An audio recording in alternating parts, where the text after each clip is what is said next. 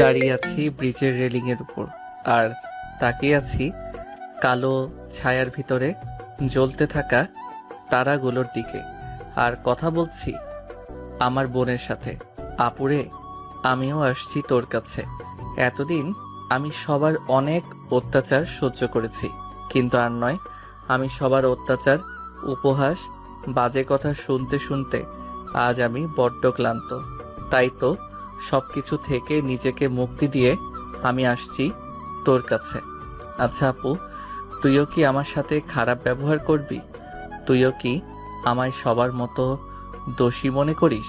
আচ্ছা, আমার মৃত্যুর খবর যদি মা বাবা ভাই শুনে, তখন কি তারা কান্না করবে না খুশি হবে? আমার মৃত্যুর কথা শুনে মা বাবা ভাইয়ার চোখের কোণ ভিজে উঠবে না, মুখে হাসি ফুটে উঠবে? হয়তো কখনো বলবে না আমাদের একা করে কেন চলে গেলি। তবে আমার ভাবি আমার জন্য অনেক কান্না করবে, আমি নিশ্চিত আপু। আপু, আমি আসছি। রাহুল কথাগুলো বলে ঝাঁপ দিল নদীতে আর ডুবে যেতে লাগলো নদীর অতল গভীরে। চলুন আপনাদের বলে আসি রাহুল কেন এমন একটা রাস্তা বেছে নিল 5 বছর আগে। বাবা, তোমায় কিছু কথা বলার ছিল আমার, কিন্তু বাবা আমার কথার কোনো উত্তর না দিয়ে চলে গেল। আমি কোনো উপায় না পেয়ে মায়ের সামনে গিয়ে বললাম, মা, কিছু কথা বলার ছিল তোমায়। মা, আমার কিছুর টাকার দরকার ছিল। কলেজের ফি আর একটা সোয়েটার কিনতে হবে, খুব ঠান্ডা পড়েছে তো। তোর এসব ঢঙের কথা শোনার মতন আমার টাইম নাই। হাসছে কলেজের টাকা নেওয়ার জন্য, পড়ালেখার বেলায় অষ্টরম্ভা আর টাকা লাগে। মা, সামনে ফাইনাল পরীক্ষা, তাই দিতে হবে। আমার কাছে টাকা নেই, যা তো আমার সামনে থেকে। নিতুকে নিয়ে স্কুলে যেতে হবে। আমি নিতুকে নিয়ে যাই মা। দরকার নেই, তোর মতন পরামুখী ছেলে। শর্ত আমার সামনে থেকে। নিতু চলো। ছোট্ট নিতু রাহুলের দিকে তাকিয়ে থেকে মায়ের সাথে হাঁটা দিল। রাহুলের চোখের কোণে জমা হওয়া জল মুছে সামনের দিকে যাচ্ছে। কোনো উপায় না যে আমি মন খারাপ করে যখন চলে আসছিলাম, তখনই সিঁড়িতে ভাইয়ার সাথে দেখা। ভাইয়া আমার দিকে তাকিয়ে একটা বিরক্তিকর ভাব প্রকাশ করে। আমি বুঝতে পেরে একপাশে দাঁড়িয়ে গেলাম আর বললাম, ভাইয়া। ধুর, আজকের দিনটা আমার পুরো খারাপ হয়ে গেল বুঝি। কি হয়েছে? আমার কলেজের ফি দেওয়া লাগতো আর একটা সোয়েটার কিনতাম, যদি কিছু টাকা দিতে। থাপ্পড় খাওয়ার আগে সর আমার সামনে থেকে। তোকে আমি টাকা দেই আর আমাদের ব্যবসায় লাল বাতি জ্বলো? তোর জন্য আমাদের পরিবারের এত অশান্তি, সকাল সকাল মেজাজটাই খারাপ করে দিল। রাহুল মন খারাপ করে তার রুমের দিকে যাচ্ছিল। তখনই রাহুলের ভাবি রাহুলের হাত টেনে ধরে। রাহুল পেছনে তার ভাবিকে দাঁড়িয়ে থাকতে দেখে বলে, রাহুলের ভাবি রাহুলের গাল টেনে দিয়ে রাহুলের হাতে 3000 টাকা দিয়ে বলেন, কিছু বলবে ভাবি? না, কিছু দিব তোকে? কি দেব, থাপ্পড়? থাপ্পড়ও দিব, সাথে কিছু টাকাও। আচ্ছা দাও, আমি আমার গাল এগিয়ে দিচ্ছি, নাও মারো। তোরে না বলছি আমি ওদের কাছে কিছু চাইবি না? তোর যা লাগবে আমাকে বলতে বলছি, তাহলে ওদের বলবি কেন? ভাবি, তুমি তো আমায় এতদূর নিয়ে এসেছো, নিজের মা বাবা থাকতে আমি তোমায় বলি কি করে বলো? তোমার ভবিষ্যৎ বলে তো কিছু আছে। তোমায় তা নিয়ে ভাবতে হবে না, তুমি পড়ালেখা করো, আর কোনো কিছু টেনশন করবি না। আমি হাসপাতালে যাচ্ছি, তুই কলেজে যা, আর ফেরার পথে হাসপাতাল হয়ে আসিস, একসাথে বাসায় আসবো। আচ্ছা ভাবি। নিপুণ চলে যায় সেখান থেকে। আর রাহুল তার ভাবির যাওয়ার দিকে কিছুক্ষণ তাকিয়ে থেকে রুমে গিয়ে রেডি হয়ে বের হয়ে যায় কলেজের উদ্দেশ্যে। এবার আপনাদের রাহুলের পরিচয় দিয়ে দিই। আমাদের গল্পের নায়ক হলো রাহুল। রাহুল এবার ইন্টার 2য় বর্ষে বাণিজ্য বিভাগে পড়ছে। রাহুলের বাবা রহিম চৌধুরী একজন বিজনেসম্যান আর মা নীলা চৌধুরী গৃহিণী। রাহুলের বড় ভাই আরিফ তার বাবার সাথে বিজনেসের দেখাশোনা করে, আর ভাবি নিপুণ একজন ডাক্তার। রাহুলের ছোট্ট একটা বোন আছে নিতু। নিতু এবার 8ম শ্রেণীতে পড়ে। রাহুলের পরিবারের কেউ রাহুলকে দেখতে পারে না, শুধু ভাবি আর নিতু ছাড়া। রাহুলকে অবহেলা করার একটা কারণ আছে, সেটা গল্পের সাথে থাকলেই জানতে পারবেন। কলেজে প্রবেশ করতেই সবাই আমার দিকে তাকিয়ে আমায় বিভিন্ন কথা বলতো। সবাই আমায় আটকড়ো অপয়া বলে ডাকতো। সবার কথা সহ্য করতে করতে এগুলো এখন আমার গায়ে সয়ে গেছে।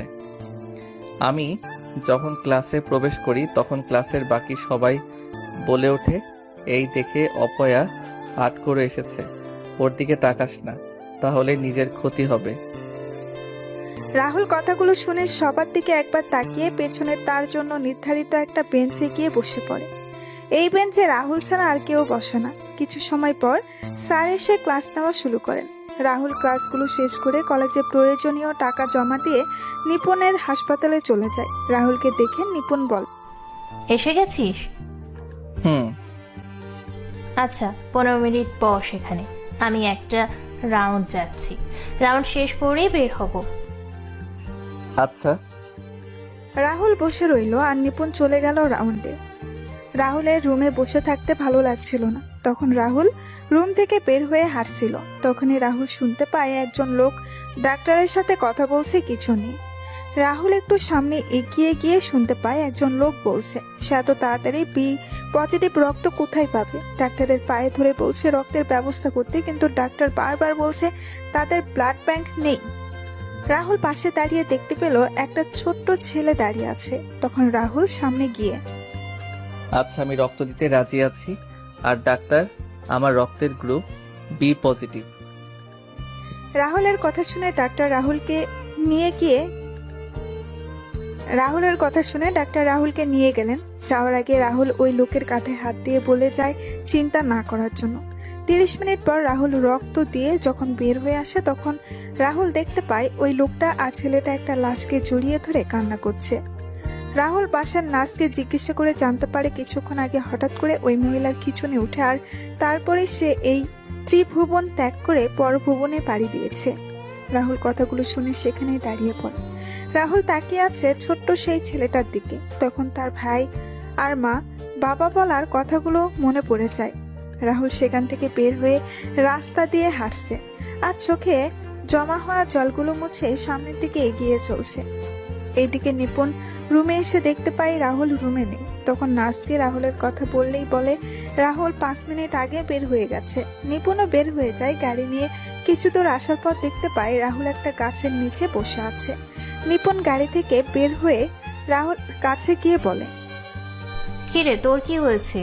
এ কি তুই কান্না করছিস কেন? কি হলো বল, হাসপাতালে কেউ কি কিছু বলেছে? কিরে বলবি তো? জানো ভাবি, মা বাবা আর ভাইয়া ঠিক বলে আমি সত্যি অপয়া মুখ পোড়া ছেলে। আমার স্পর্শ ভালো না। কেন, কি হয়েছে?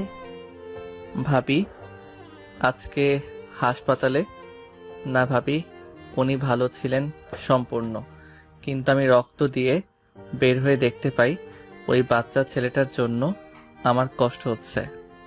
আমার জন্য ছেলেটা তার মাকে হারিয়েছে। আমি একটা ছেলের থেকে তার মাকে কেড়ে নিয়েছি।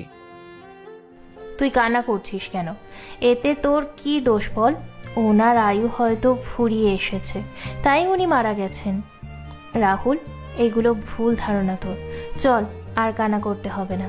একটা কথা মনে রাখবি, সৃষ্টিকর্তা যাকে এই পৃথিবীতে যত দিনের আয়ু দিয়ে পাঠিয়েছেন সে ততদিনই এই পৃথিবীতে বেঁচে থাকবে, আর তারপর এই পৃথিবীর মায়া ত্যাগ করে পরপারে যেতে হবে। চল আমার সাথে। কোথায় যাবে? গেলেই দেখতে পাবি। রাহুলকে নিয়ে নিপুণ একটা কাপড়ের শোরুমে নিয়ে গেল। তারপর রাহুলের জন্য কিছু শীতের কাপড় কিনে নিয়ে বাসার দিকে পথ চলা শুরু করলো। রাহুল নিপুণকে এসব করার জন্য মানা করেছিল, কারণ বাসায় যখন সবাই জানতে পারবে নিপুণ এসব রাহুলকে কিনে দিয়েছে তখন সবাই নিপুণকে কথা শোনাবে। নিপুণ রাহুলের কোনো কথা শোনেনি। কিছু সময় পর রাহুল আর নিপুণ বাসায় চলে আসে। রাহুল আর নিপুণ বাসায় ঢুকে দেখতে পায় রাহুলের মা আর নিতু রাহুলের বাবা বসে আছেন ড্রয়িং রুমে। রাহুলের হাতে ব্যাগ দেখে নিতু দৌড়ে আসে আর ব্যাগগুলো নিয়ে দেখতে লাগলো। নিতু সব কিছু দেখে বলে, ভাইয়া, আমার জন্য কিছু নিয়ে আসুনি? এনেছি, এই নে চকলেটগুলো। আমার লক্ষ্মী ভাইয়া। তুই টাকা পেলি কোথায়? বোঝো না, কোথায় পাবে? নিশ্চয় নিপুণের থেকে নিয়েছে। মা বাবা, রাহুল আমার কাছ থেকে টাকা চেয়ে নেয়নি, আমি রাহুলকে দিয়েছি। সে তো নিতে চায়নি, কিন্তু আমি জোর করে দিয়েছি। আর রাহুল, এখানে দাঁড়িয়ে আছিস কেন? রুমে যা তোর, আমি খাবার নিয়ে আসছি। মায়ের চেয়ে মাসির দরদ বেশি। হ্যাঁ মা, মা যদি নিজের ছেলেকে সহ্য করতে পারে না, তাহলে মাসির তো দরদ তো বেশি হবে। রাহুল চলে যায় তার রুমে আর নিপুণ চলে যায় তার রুমে। কিছুক্ষণ পর রাহুলের বাবার ফোন বেজে ওঠে। রাহুলের বাবা ফোন রিসিভ করে দাঁড়িয়ে যান আর বলেন, কি, কবে আসছে তোর মেয়ে? ওপাশ থেকে কি বলছে শোনা যাচ্ছে না। রাহুলের বাবা ফোন রেখে রাহুলের মাকে বলেন, জাহিদ কল দিয়েছিল এখন। কি বললেন জাহিদ ভাই? তার মেয়েকে নিয়ে আমাদের এখানে বেড়াতে আসছে কিছুদিনের জন্য। তাহলে তো ভালোই, আসুক না। কালকে এয়ারপোর্ট থেকে নিয়ে আসতে হবে। কালকে রাশিয়ান কোম্পানির লুকোইল এর সাথে আমাদের মিটিং এর প্রজেক্টটা যদি পেয়ে যায়, তাহলে আমরা দেশের 1 নম্বর কোম্পানিতে পরিণত হব। আমি আর আরিফের জন্য কালকের সকালে বের হয়ে যাব, আর ড্রাইভার ও আমাদের সাথে থাকবে। তাহলে দিয়াকে কে নিয়ে আসবে? বাসায় তো একজন আছে, সে না হয় নিয়ে আসবে। কিন্তু যদি কিচ্ছু হবে না। পরের দিন সকালে রাহুল তার রুমে পড়ছিল, তখনই নিপুণ রাহুলের রুমে খাবার নিয়ে আসে। রাহুল খাবার খাচ্ছিল, তখন রাহুলের বাবা আর ভাই রাহুলের রুমে আসে আর বলে যায় এয়ারপোর্ট থেকে দিয়াকে নিয়ে আসতে। রাহুল কোনো কথা না বলে হ্যাঁ বোধক মাথা নাড়ালো। সবাই চলে গেল। রাহুল আবার পড়তে শুরু করে। তখন রাহুলের ফোন বেজে ওঠে। রাহুল ফোন রিসিভ করে হ্যালো বলতেই ওপাশ থেকে বলে, কি রে, কেমন আছিস? কে বলছেন? আরে আমায় ভুলে গেলি মনু? রবিন। কি খবর তোর? এই তো ভালো আছি, তুই কেমন আছিস? বিন্দাস আছি রে। অনেকদিন পরে কথা হলো তোর সাথে। 5 বছর পর কি করছিস এখন তুই? ইন্টার 2য় বর্ষে পড়ছি, তুই? আমিও। কোথায় আছিস? সিলেটে কি? তুই কই? বরিশালে আছি। আচ্ছা, ভালো থাকিস, পরে কথা হবে। আচ্ছা। বাহ বাহ, আমার দেবর বাবু দেখছি ফোনে কথা বলছে। আরে ভাবি, কিছু বলবে? কার সাথে কথা বলছিলে ভাইজান? রবিনের সাথে। তোমায় বলা হয়নি রবিনের ব্যাপারে। 5 বছর আগে রবিন তার বাবার ট্রান্সফারের কারণে পরিবারের সাথে বরিশালে চলে যায়। রবিন কল দিয়েছিল, তার সাথে কথা বলছিলাম। ও আচ্ছা, শোন, আজকে এই কাপড়গুলো পরে যাবি। কেন ভাবি? আমি বলছি তাই। ভাবি, আমি যেরকম আছি সেরকমই ভালো। এত ভালো পোশাক আমার জন্য না। যা বলছিস সেটাই করবি। আর তাছাড়া তোর হবু বউ আসছে। কে হবু বউ? কেন, দিয়া? না ভাবি, আমি যতদিন না বাবা মায়ের কাছে ভালো হয়ে উঠছি ততদিন এসব কথা চিন্তাই করব না। আর দিয়ার কি খেয়ে দে কাজ নিয়ে আমায় বিয়ে করবে? কেন, আমার ভাই কোন দিক দিয়ে কম কি দেখতে? না ভাবি, নিতুকে আমি যেমন বোনের চোখে দেখি, দিয়াকেও তেমন দেখি। পণ্ডিতি বাদ দিয়ে রেডি হয়ে নেন জানা। যথা আজ্ঞা ম্যাডাম। আচ্ছা। ভাবি হলে তো এরকমই হওয়া চাই। এখন শুধু আমি আমার ভাইয়া বাবা মায়ের কাছে ভালো হয়ে গেলেই আমার জীবন পরিপূর্ণ। নিপুণ চলে যায়।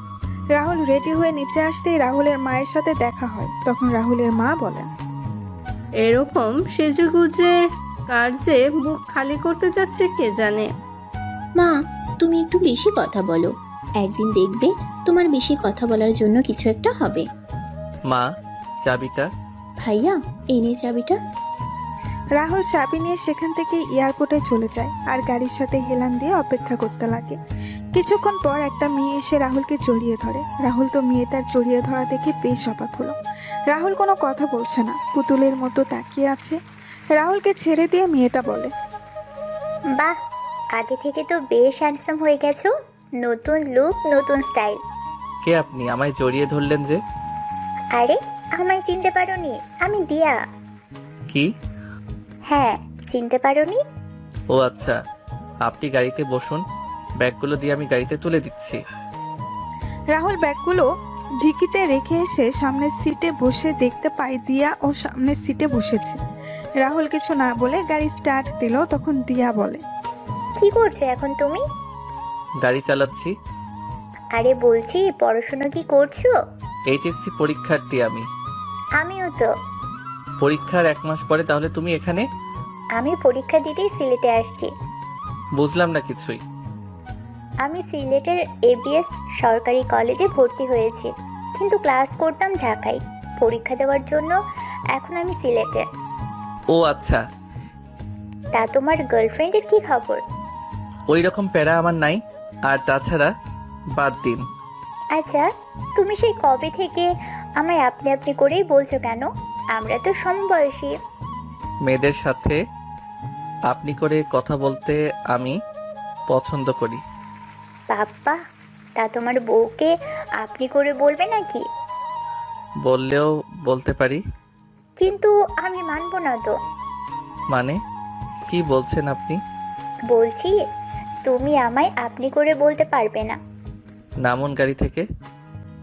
গাড়ি থেকে নামবো মানে? বাসায় চলে এসেছি, তাই বলছি নামতে। ও আচ্ছা।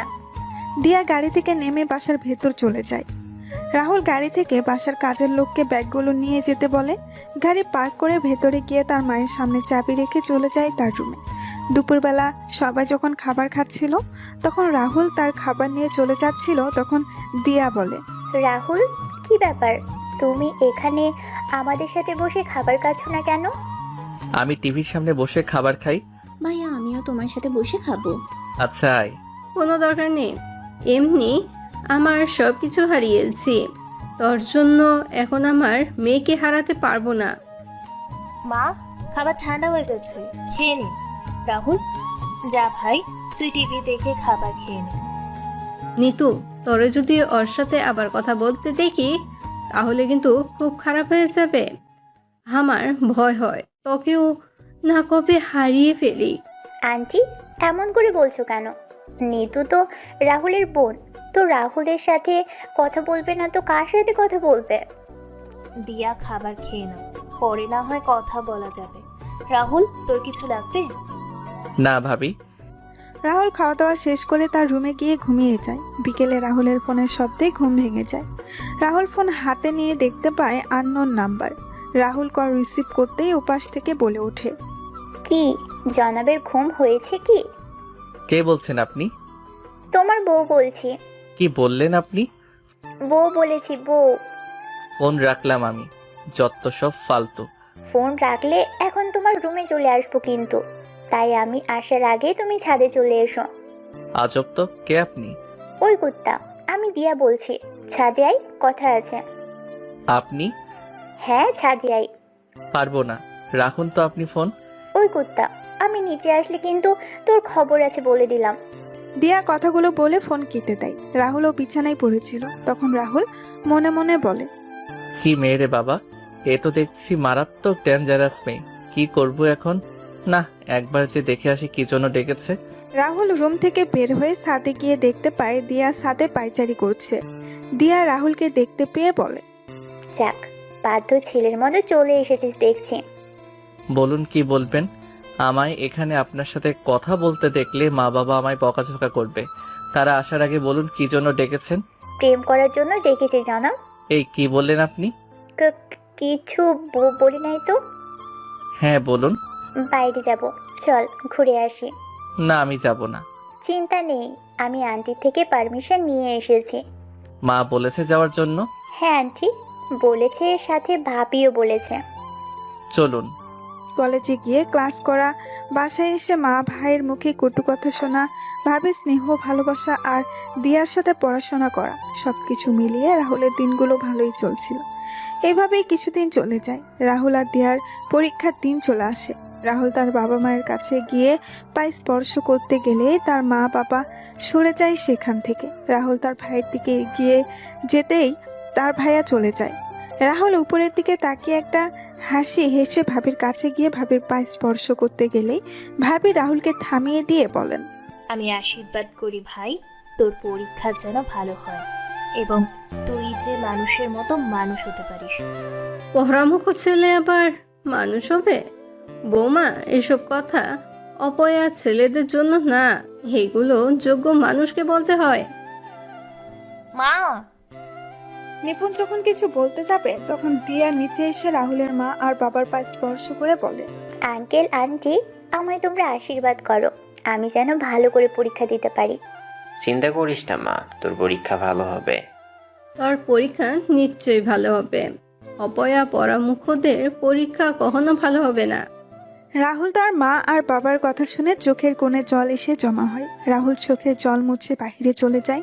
কিছুক্ষণ পর দিয়া বাহিরে চলে আসে। তারপর রাহুল একটা সিএনজি নিয়ে চলে যায় কলেজে। এভাবেই শেষ হয়ে যায় এক এক করে সকল পরীক্ষা। রাহুল পরীক্ষার হল থেকে বের হয়ে বসেছিল, তখন দিয়া এসে রাহুলকে বলে, রাহুল, আজকে বিকেলে ছাদে আসিস তো, কেন? দরকার আছে, তাই আসতে বলেছি তোকে। আচ্ছা, বাসায় চলেন এখন। রাহুল আর দিয়া বাসায় চলে আসে। বিকেলবেলা রাহুল ঘুমিয়েছিল, তখনই রাহুলের ফোন বেজে ওঠে। রাহুল ফোনের স্ক্রিনে তাকিয়ে দেখতে পায় দিয়ার নাম্বার। তখন রাহুলের মনে পড়ে দিয়া বলেছিল সাথে যাওয়ার জন্য। রাহুল ফোন রিসিভ করে বলে ওঠে, হ্যালো। ওই হাতারাম, গরু কুত্তা শুয়োর, কি বলছিলাম মনে নেই তোর? এই তো আমি আসছি, 1 মিনিট। রুম থেকে বের হতেই সামনে ভাবিকে দেখতে পেলাম। তখন ভাবি বলে, কুত্তা হাদারাম কোথায় যাচ্ছ? ছাদে নাকি? ওয়েট ওয়েট, তুমি জানলে কি করে? আমি একা না, পাশের ছাদে থাকা সবাই শুনেছে। বেশি বকবক না করে এখন উপরে যাও, তা না হলে আরো কি কি বলবে। যাচ্ছি। By the way, best of luck. কিন্তু কেন ভাবি? সেটা না হয় ছাদে গেলেই জানতে পারবি। রাহুল মাথা চুলকাতে চুলকাতে ছাদে চলে যায়। রাহুল ছাদে গিয়ে দেখতে পায় দিয়া রাগী চোখে ছাদের দরজার দিকে তাকিয়ে আছে। রাহুল দিয়ার এমন রাগী চেহারার দিকে তাকিয়ে ভয়ে ভয়ে দিয়ার সামনে যায়। দিয়া রাহুলকে দেখতে পেয়ে বলে ওঠে, চোখ বন্ধ কর। কেন? চোখ বন্ধ করতে বলছি না? উফ, এত কথা বলিস কেন? আচ্ছা, করলাম।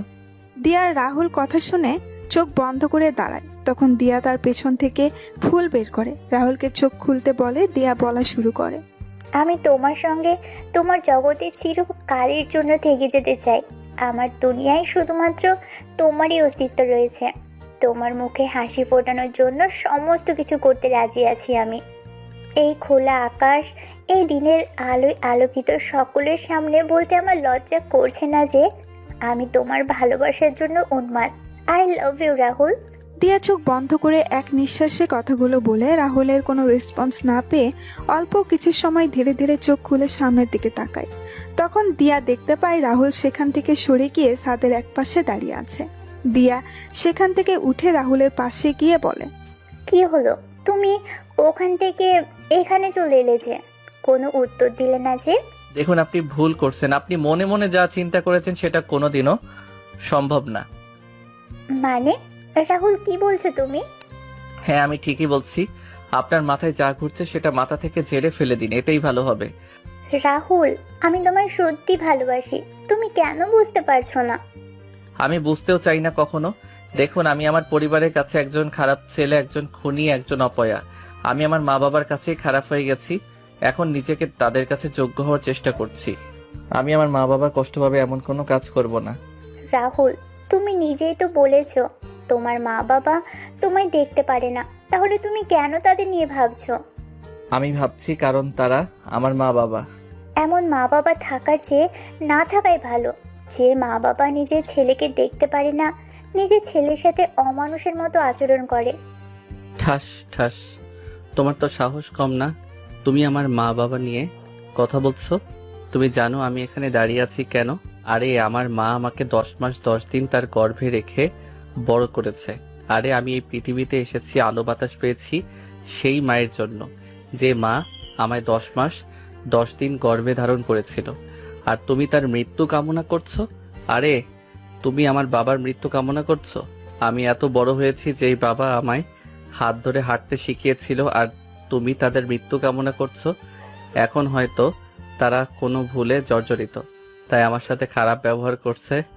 যে সময় বাবা মায়ের ভুল ভেঙে যাবে তখন ঠিকই আমায় বুকে টেনে নিবে, এটা আমার বিশ্বাস। আমি জানি সৃষ্টিকর্তা কাউকে নিরাশ করেন, আমাকেও করবেন না। তুমি আমার বাবার বন্ধুর মেয়ে, তুমি আমাদের অতিথি। অতিথির মতো থাকো, কোনো কথা বলবে না। আমি তোমায় আমার বোনের চোখে দেখি, আর তুমি যদি আমার বোন হয়ে থাকতে চাও তাহলে থাকো, না হলে যেতে পারো। আমার কথায় কোনো কষ্ট পেলে আমায় ক্ষমা করে দিবেন। রাহুল কথাগুলো বলে সেখান থেকে চলে যায় আর রাহুলের মা ছাদের একপাশে দাঁড়িয়ে ছেলের বলা কথাগুলো শুনছিলেন। রাহুলের মা সব শুনে বুঝতে পারেন তারা রাহুলের সাথে এত বাজে ব্যবহার করার পরেও রাহুলের কোনো অভিযোগ নেই তাদের প্রতি। রাহুলের মা চোখে জল মুছে নিচে নেমে আসেন। দিয়া গালে হাত দিয়ে দাঁড়িয়েছিল। পরের দিন রাহুল তার রুমে বসেছিল, তখন নিপুণ আসে রাহুলের রুমে। নিপুণ বলে, রাহুল কি করছিস তুই? এই তো ভাবি বসে আছি, কিছু বলবে? হ্যাঁ, আমি অনেক দিনের জন্য বাসায় যাব, তুইও চল। না ভাবি, আমি বাসায় আছি, বাবার শরীর ভালো না, ভাইয়া তো অফিসে থাকে, মা পারবে না একা সবকিছু। কিন্তু ভাবি তুমি চিন্তা করো না তো, তুমি যাও বাড়ি থেকে ঘুরে আসো। তোমার এই সময়ে আঙ্কেল আর আন্টিদের সাথে থাকাই ভালো। আচ্ছা ভাই, সাবধানে থাকবি, কেউ কিছু বললে চুপ করে থাকবি না, সাথে সাথে উত্তর দিবি। ওকে ডাক্তার আফা, আছি। Bye bye. আপনার বলা হয়নি ভাবি, ভাবি কনসিভ করেছে 3 মাসের অন্তঃসত্ত্বা, তাই ভাবিকে তার বাড়িতে গিয়ে কয়েকদিন থাকতে বলেছেন তার বাবা মা। রাতের বেলা রাহুল যখন তার রুমে বসেছিল তখন রাহুলের রুমে খাবার নিয়ে কেউ প্রবেশ করে। তখন রাহুল তার রুমে বসে পরীক্ষার প্রশ্নগুলো দেখছিল। রাহুল তার রুমে কারো উপস্থিতি বুঝতে পেরে পেছন ফিরে তাকান। রাহুল দেখতে পায় তার মা খাবার হাতে রুমে দাঁড়িয়ে আছেন। রাহুল খুশি হয়ে তার মায়ের দিকে এগিয়ে গিয়ে, এগুলো না। রাহুলের মা রাহুলের দিকে তাকিয়ে বুঝতে পারলেন রাহুল কেন আসলো না। রাহুলের মা বলেন, খাওয়াটা খেয়ে আমায় উদ্ধার করো নবাব সাহেব। আচ্ছা মা, রেখে যাও, আমি খেয়ে নিব। হ্যাঁ, খেয়ে নাও।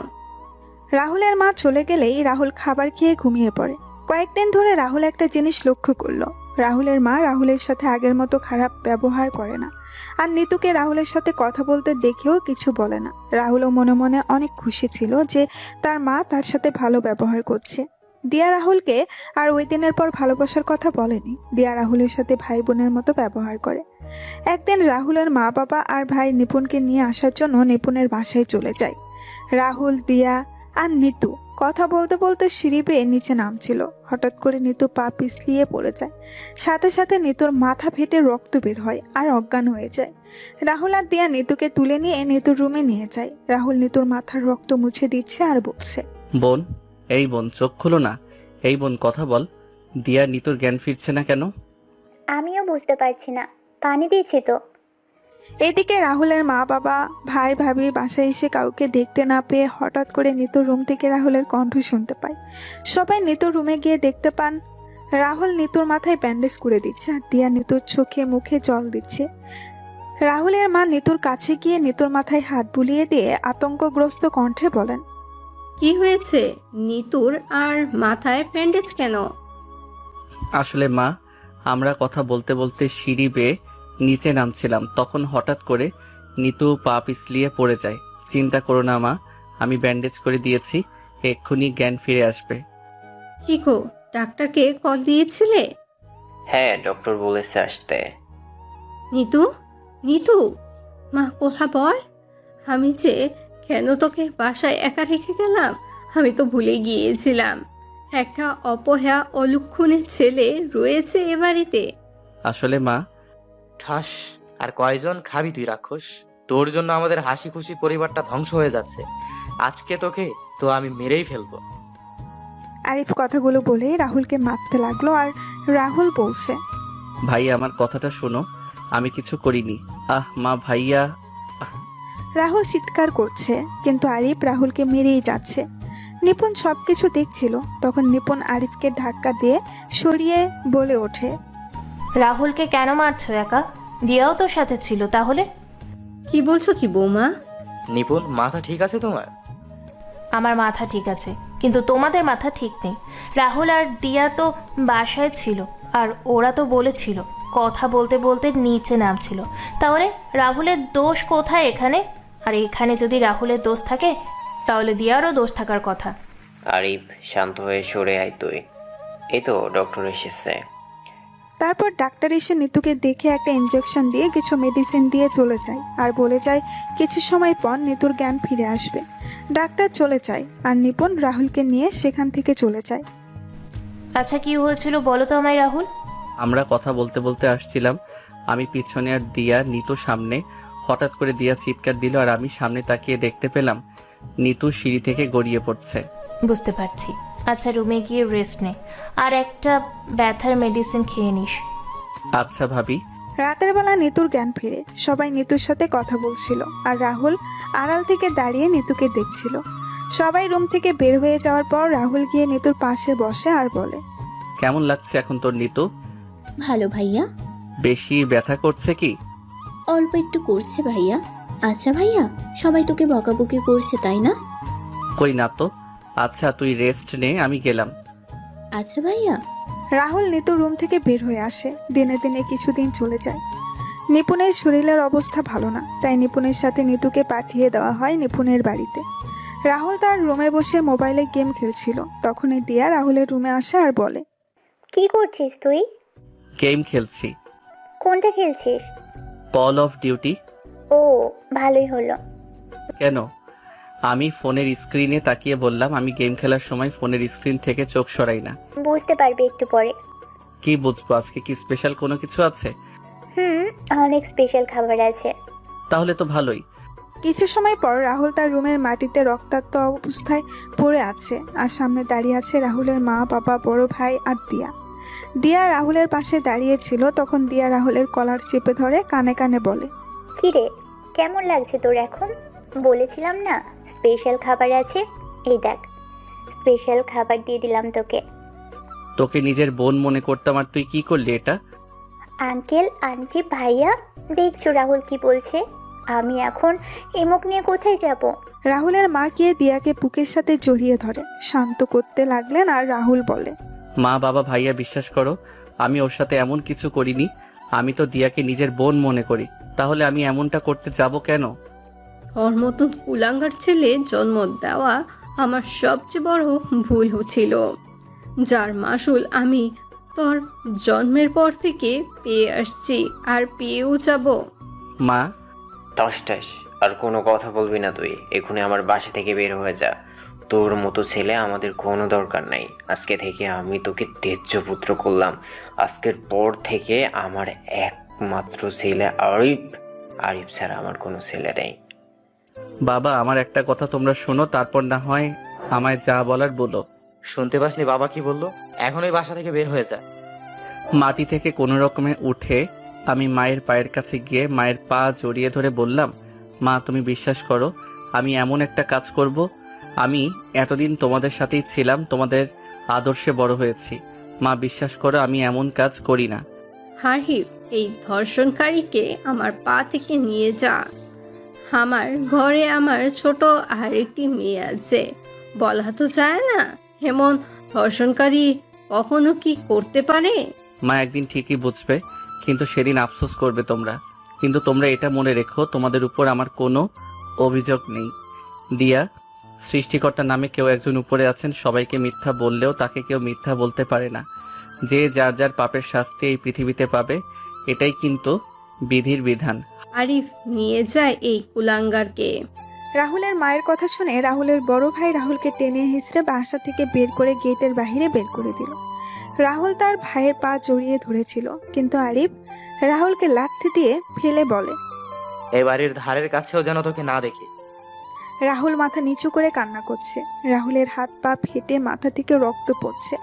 রাহুল কি করবে বুঝতে পারছে না। কোনো উপায় না পেয়ে রাহুল একটা ব্রিজের সামনে এসে দাঁড়ায় আর আকাশের অন্ধকারাচ্ছন্ন তারাদের দিকে তাকিয়ে আছে। হায়রে জীবন, নিজের মা বাবাও আমায় বিশ্বাস করে না, নিজের বড় ভাইও আমায় দূরে ঠেলে দিল।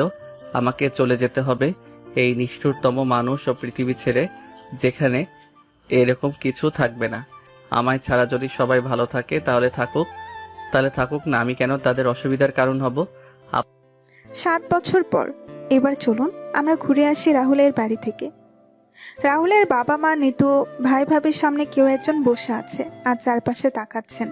তখন লোকটা বলে, আচ্ছা, বাসার সবার সাথে কথা হইলো, সবাই এখানেই আছো, কিন্তু রাহুল কই? রাহুলকে ডেকে আনো তোমরা।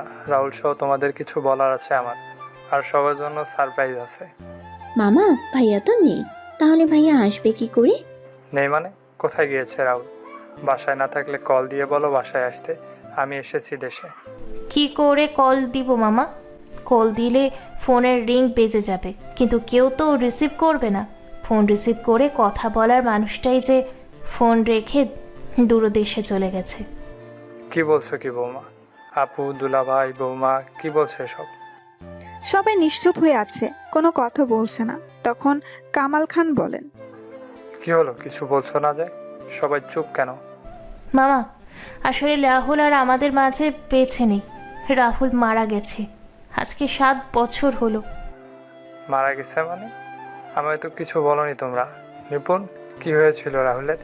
আসলে মামা, আমি তখন আমার বাবার বাসায় ছিলাম, তারপর ফোন পেয়ে এখানে আসি।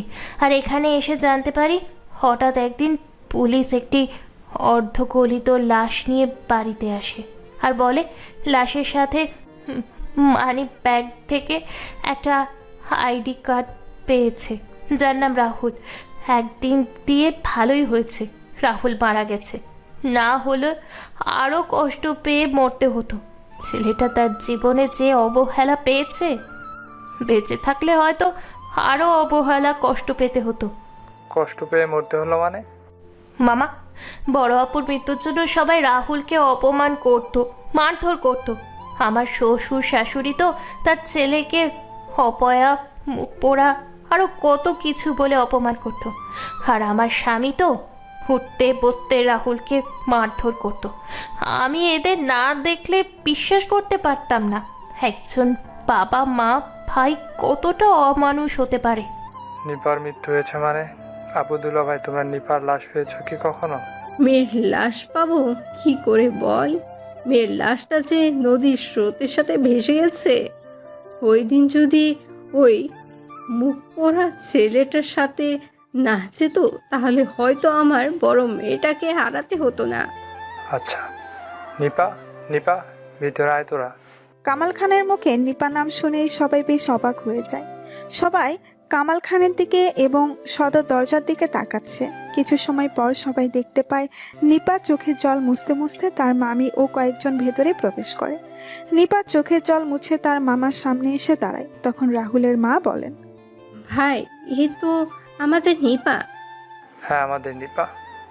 মারে, তুই বেঁচে আছিস? কথাটা বলে রাহুলের মা বাবা যখন নিপার সামনে এসে নিপাকে জড়িয়ে ধরবে, তখন নিপা তাদের হাতের ইশারায় থামিয়ে দিয়ে বলে, কে আপনারা? আমি আপনাদের চিনি না।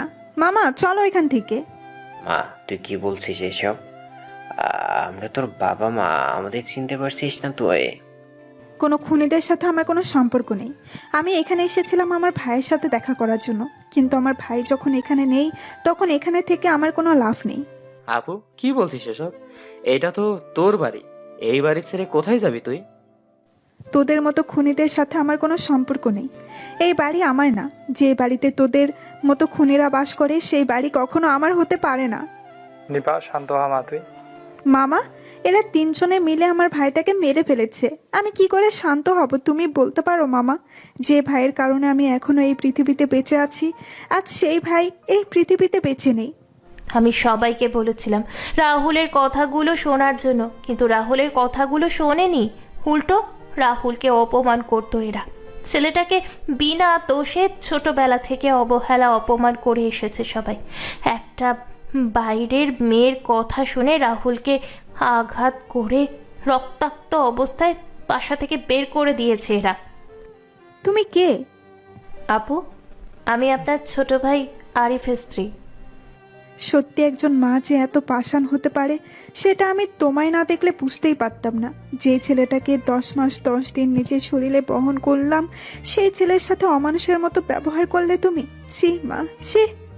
রাহুলের মা বাবা মাথা নিচু করে বসে আছেন, কোনো কথা বলছেন না। নিপা আবার বলে ওঠে, মামা, তুমি এখানে থাকবে এখনো? আমি গেলাম, তুমি আসো। মা, তুই আমাদের ছেড়ে যাস না। তোকে এতদিন পরে ফিরে পেয়েছি, তোকে আর হারাতে দিব না। আমাকে এখানে রাখতে হলে আমার ভাইকে ফিরিয়ে আনতে হবে আপনার। পারবেন আনতে আপনি?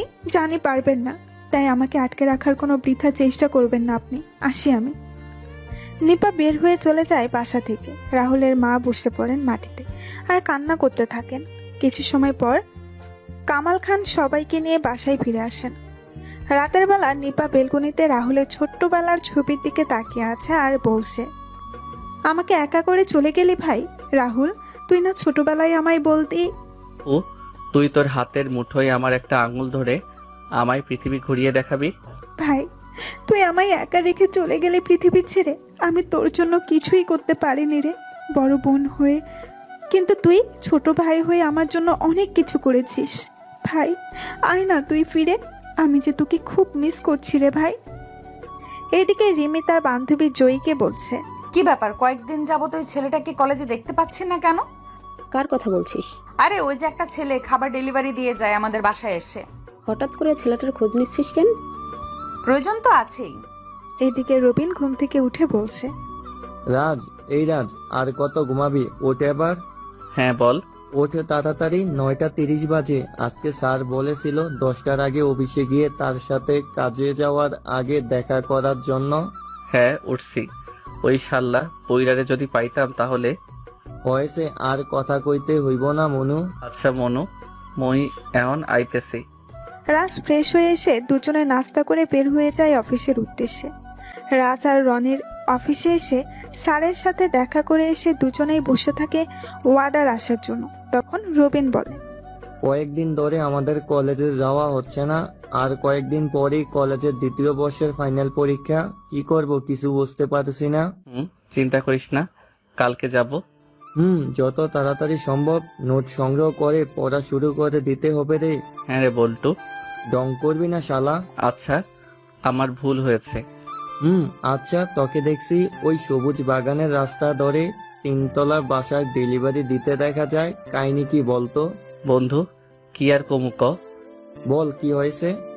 ভাই আর বলিস না, এক বদমেজাজি মেয়ে খাবার অর্ডার করে আর অফিসে ফোন দিয়ে বলে আমাকে খাবার ডেলিভারি করার জন্য। কেন? ভাই সে অনেক কথা রে। আজকে শুক্রবার, তেমন কাজ নেই, বল কি কাহিনী।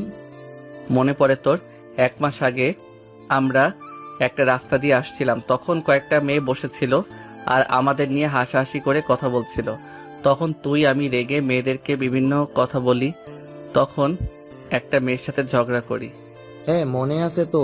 আচ্ছা, একটু ক্লিয়ার করে বলতো মামা আমায় সবকিছু। রাজ বলে, শোন তাহলে। 1 মাস আগে। এই বদমেজাজি কথাটা কে বলেছে? কেন? বলতে বলেছি তোদের। রবিন চল তো, এখানে থেকে কোনো লাভ নেই। ওই আমার কথার উত্তর না দিয়ে এখান থেকে তোরা যেতে পারবি না। শুধু শুধু ঝামেলা করেছেন কেন বলুন তো? ঝামেলা কি আমি করছি? রবিন চল তো, এই বেয়াদব বদমেজাজি মেয়ের সাথে কথা বলে লাভ নাই। এই ধুর যা।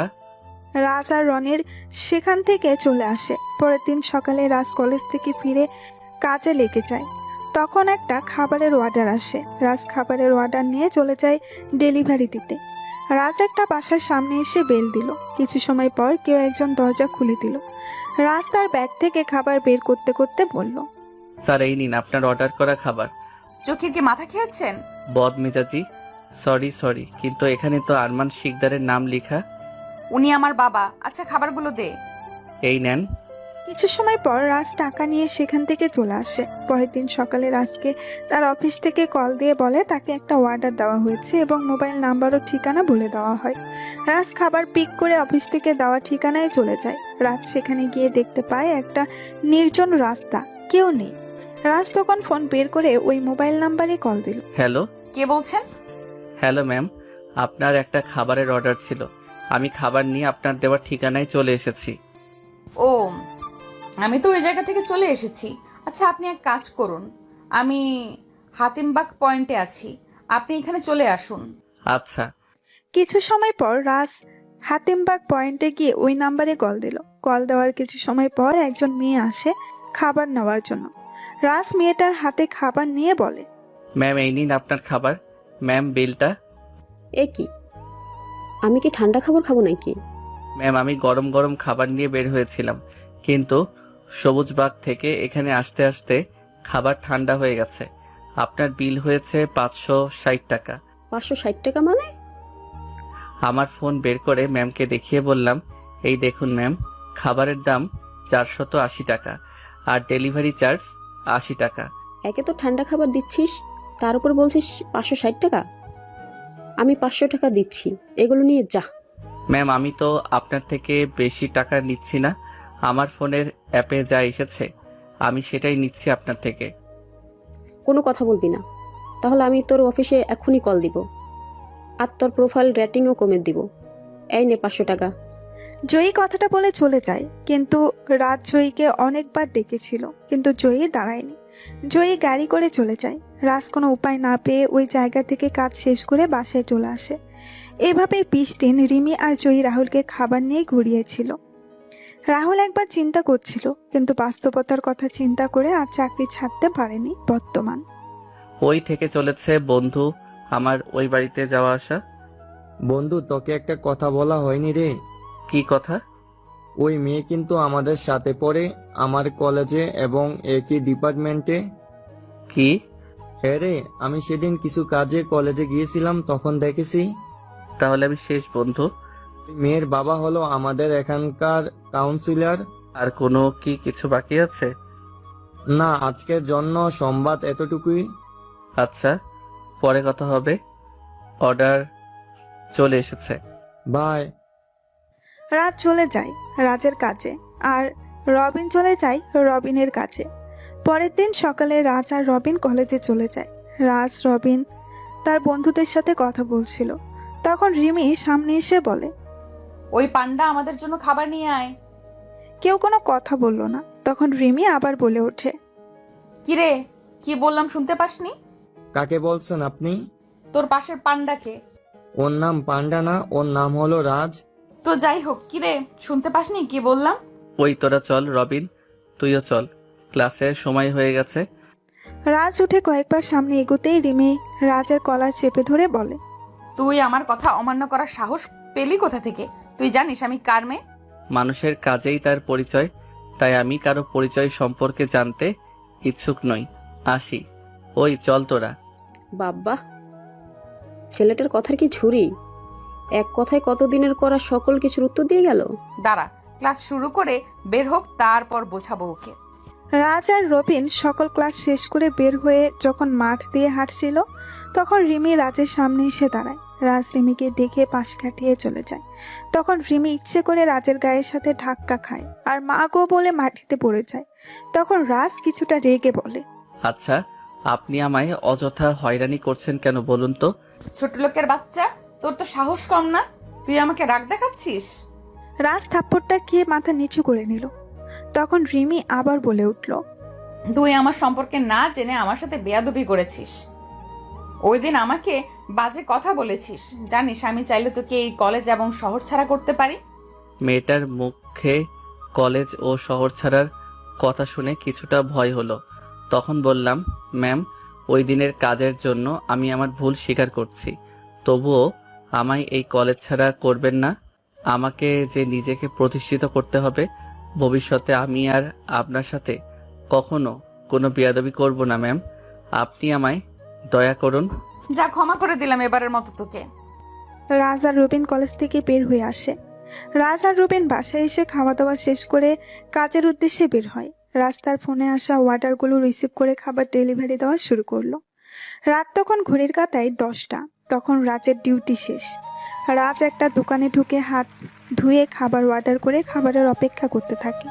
কিছু সময় পর খাবার আসলে রাজ যখন খাওয়া শুরু করবে, তখনই রাজের ফোন বেজে ওঠে। রাজ খাবার মুখে না তুলেই ফোন হাতে নিয়ে দেখতে পায় তার অফিস থেকে কল। রাজ ফোন রিসিভ করে বলে, হ্যালো। ওপাশ থেকে কি বলেছে কিছু শোনা যাচ্ছে না। রাজ একবার খাবারের দিকে তাকিয়ে বলে, স্যার, আমি মাত্র খাবার খেতে বসেছি, আমি খাবারটা খেয়ে যাচ্ছি অর্ডার নিয়ে। রাজ ফোনটা রেখে খাবারের দিকে একবার তাকাচ্ছে আর একবার ফোনের দিকে। রাজ খাবার রেখেই হাত ধুয়ে বিল দিয়ে বের হয়ে যায়। রাজ বের হওয়ার আগেই দোকানিকে বলে, মামা, এই খাবারটা কোনো অসহায়কে দিয়ে দিবেন।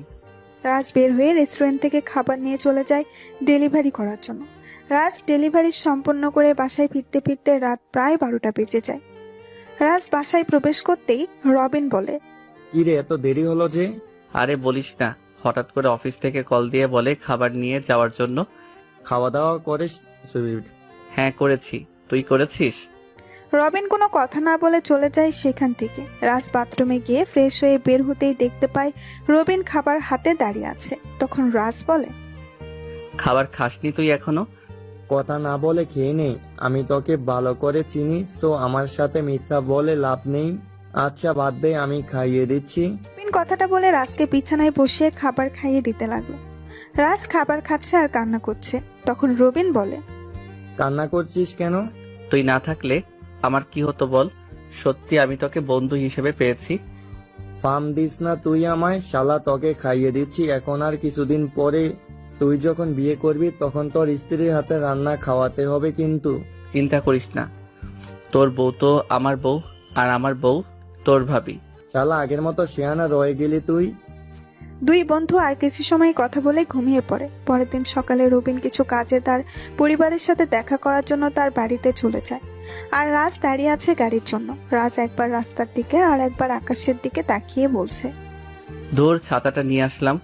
এই বৃষ্টি মৌসুমে কখন যে বৃষ্টি কোন দিক হতে এসে আক্রমণ করবে বলা যায় না। ইস, এখন যদি শীতকাল হতো তাহলে কতই না ভালো হতো। ওই, এটা কি করলি তুই? প্রতিশোধ নিয়েছি। কিসের? দেখতে পাচ্ছেন না কিসের প্রতিশোধ নিয়েছি? বুঝতে পারছেন না কিছু? বলছি শুনুন তাহলে। রাত যখন রাস্তার পাশে দাঁড়িয়েছিল গাড়ির জন্য, তখন রিমি ওই রাস্তা দিয়ে যাচ্ছিল। রিমি রাজকে দাঁড়িয়ে থাকতে দেখে ইচ্ছে করে রাস্তার পাশে জমে থাকা পানিতে চাকা নামিয়ে রাজের শরীরে কাদা ছিটিয়ে দিল। রাজও পাশে পড়ে থাকা ইটের টুকরো তুলে রিমির গাড়িতে ছুঁড়ে মারে আর গাড়ির পেছনের গ্লাস ভেঙে যায়।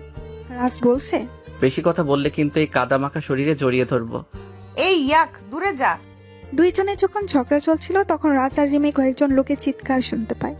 রাজ ও রিমি লোকদের দিকে তাকিয়ে কিছু বুঝতে পারে না।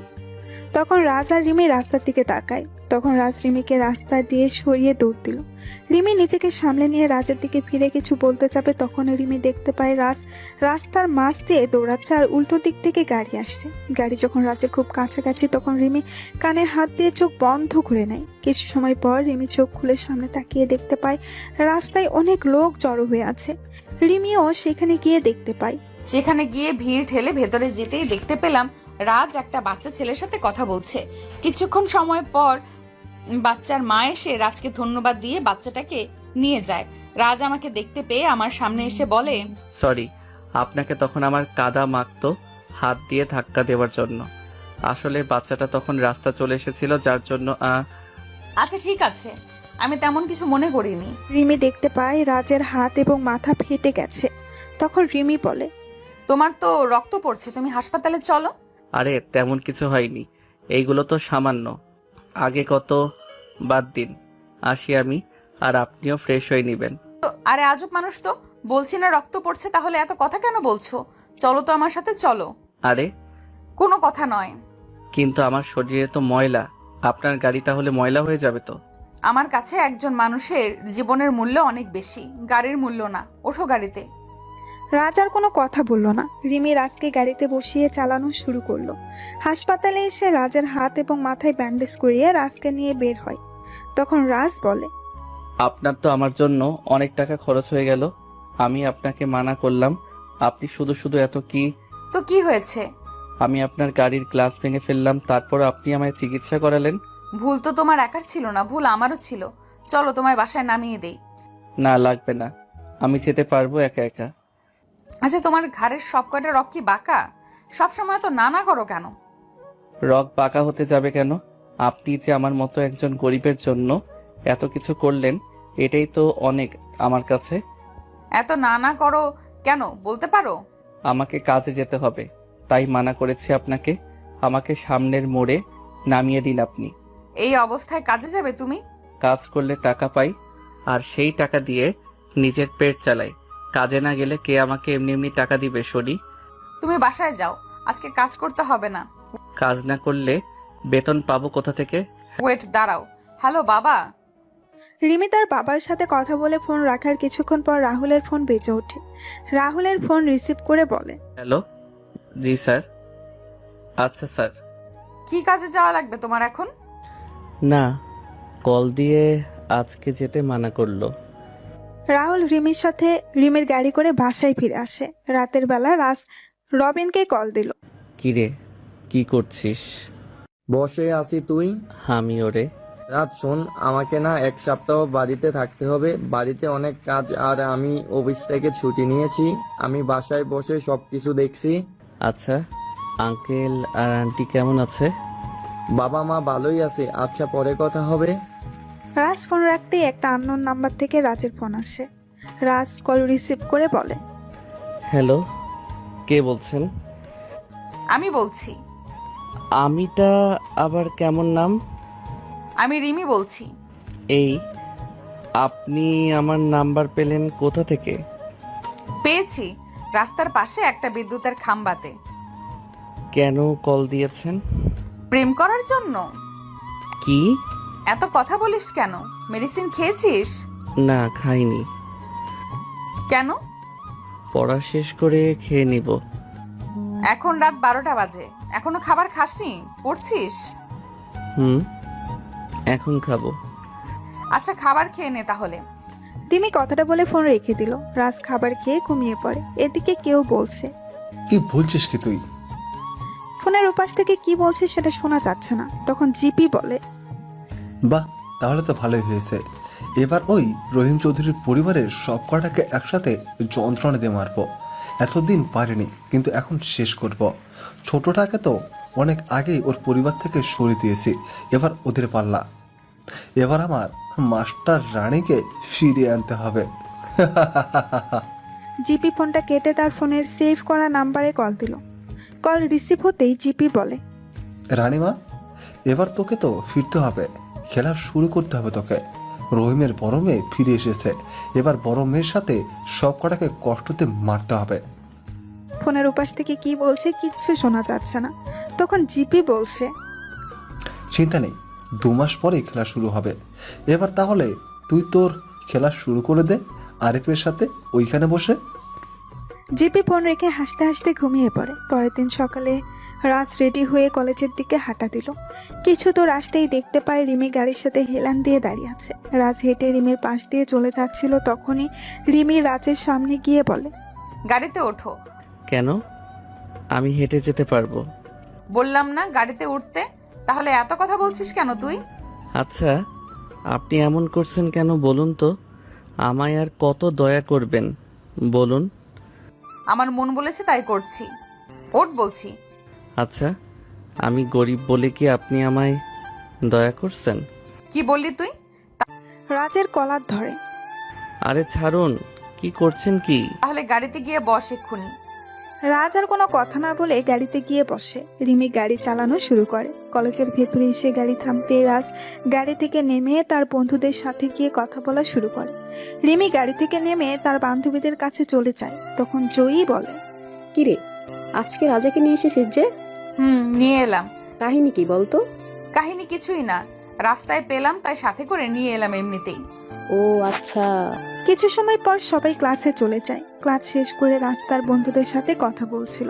তখনই রাজ একটা মেয়ের চিৎকার শুনতে পায়। রাজ সহ সবাই তাকিয়ে দেখতে পায় কয়েকজন ছেলে মিলে একটা মেয়েকে জোর করে টেনে নিয়ে যাচ্ছে। রাজ এটা দেখে কিছু সময় চুপ থেকে দাঁড়িয়ে ওই দিকে হাঁটা দিল। রাজের বন্ধুরা রাজকে নিষেধ করেছিল, কিন্তু রাজ শোনেনি। রাজের পেছন পেছন রিমি, জয়ী ও তার বন্ধুরা আসে। রাজ ছেলেগুলোর সামনে গিয়ে বলে, কি সমস্যা ভাই? তোমরা মেয়েটাকে এভাবে নিয়ে যাচ্ছ কেন? সেটা কি তোকে বলতে হবে? অবশ্যই, একটা মেয়েকে জোর করে নিয়ে যাচ্ছেন আর মেয়েটা চিৎকার করছে।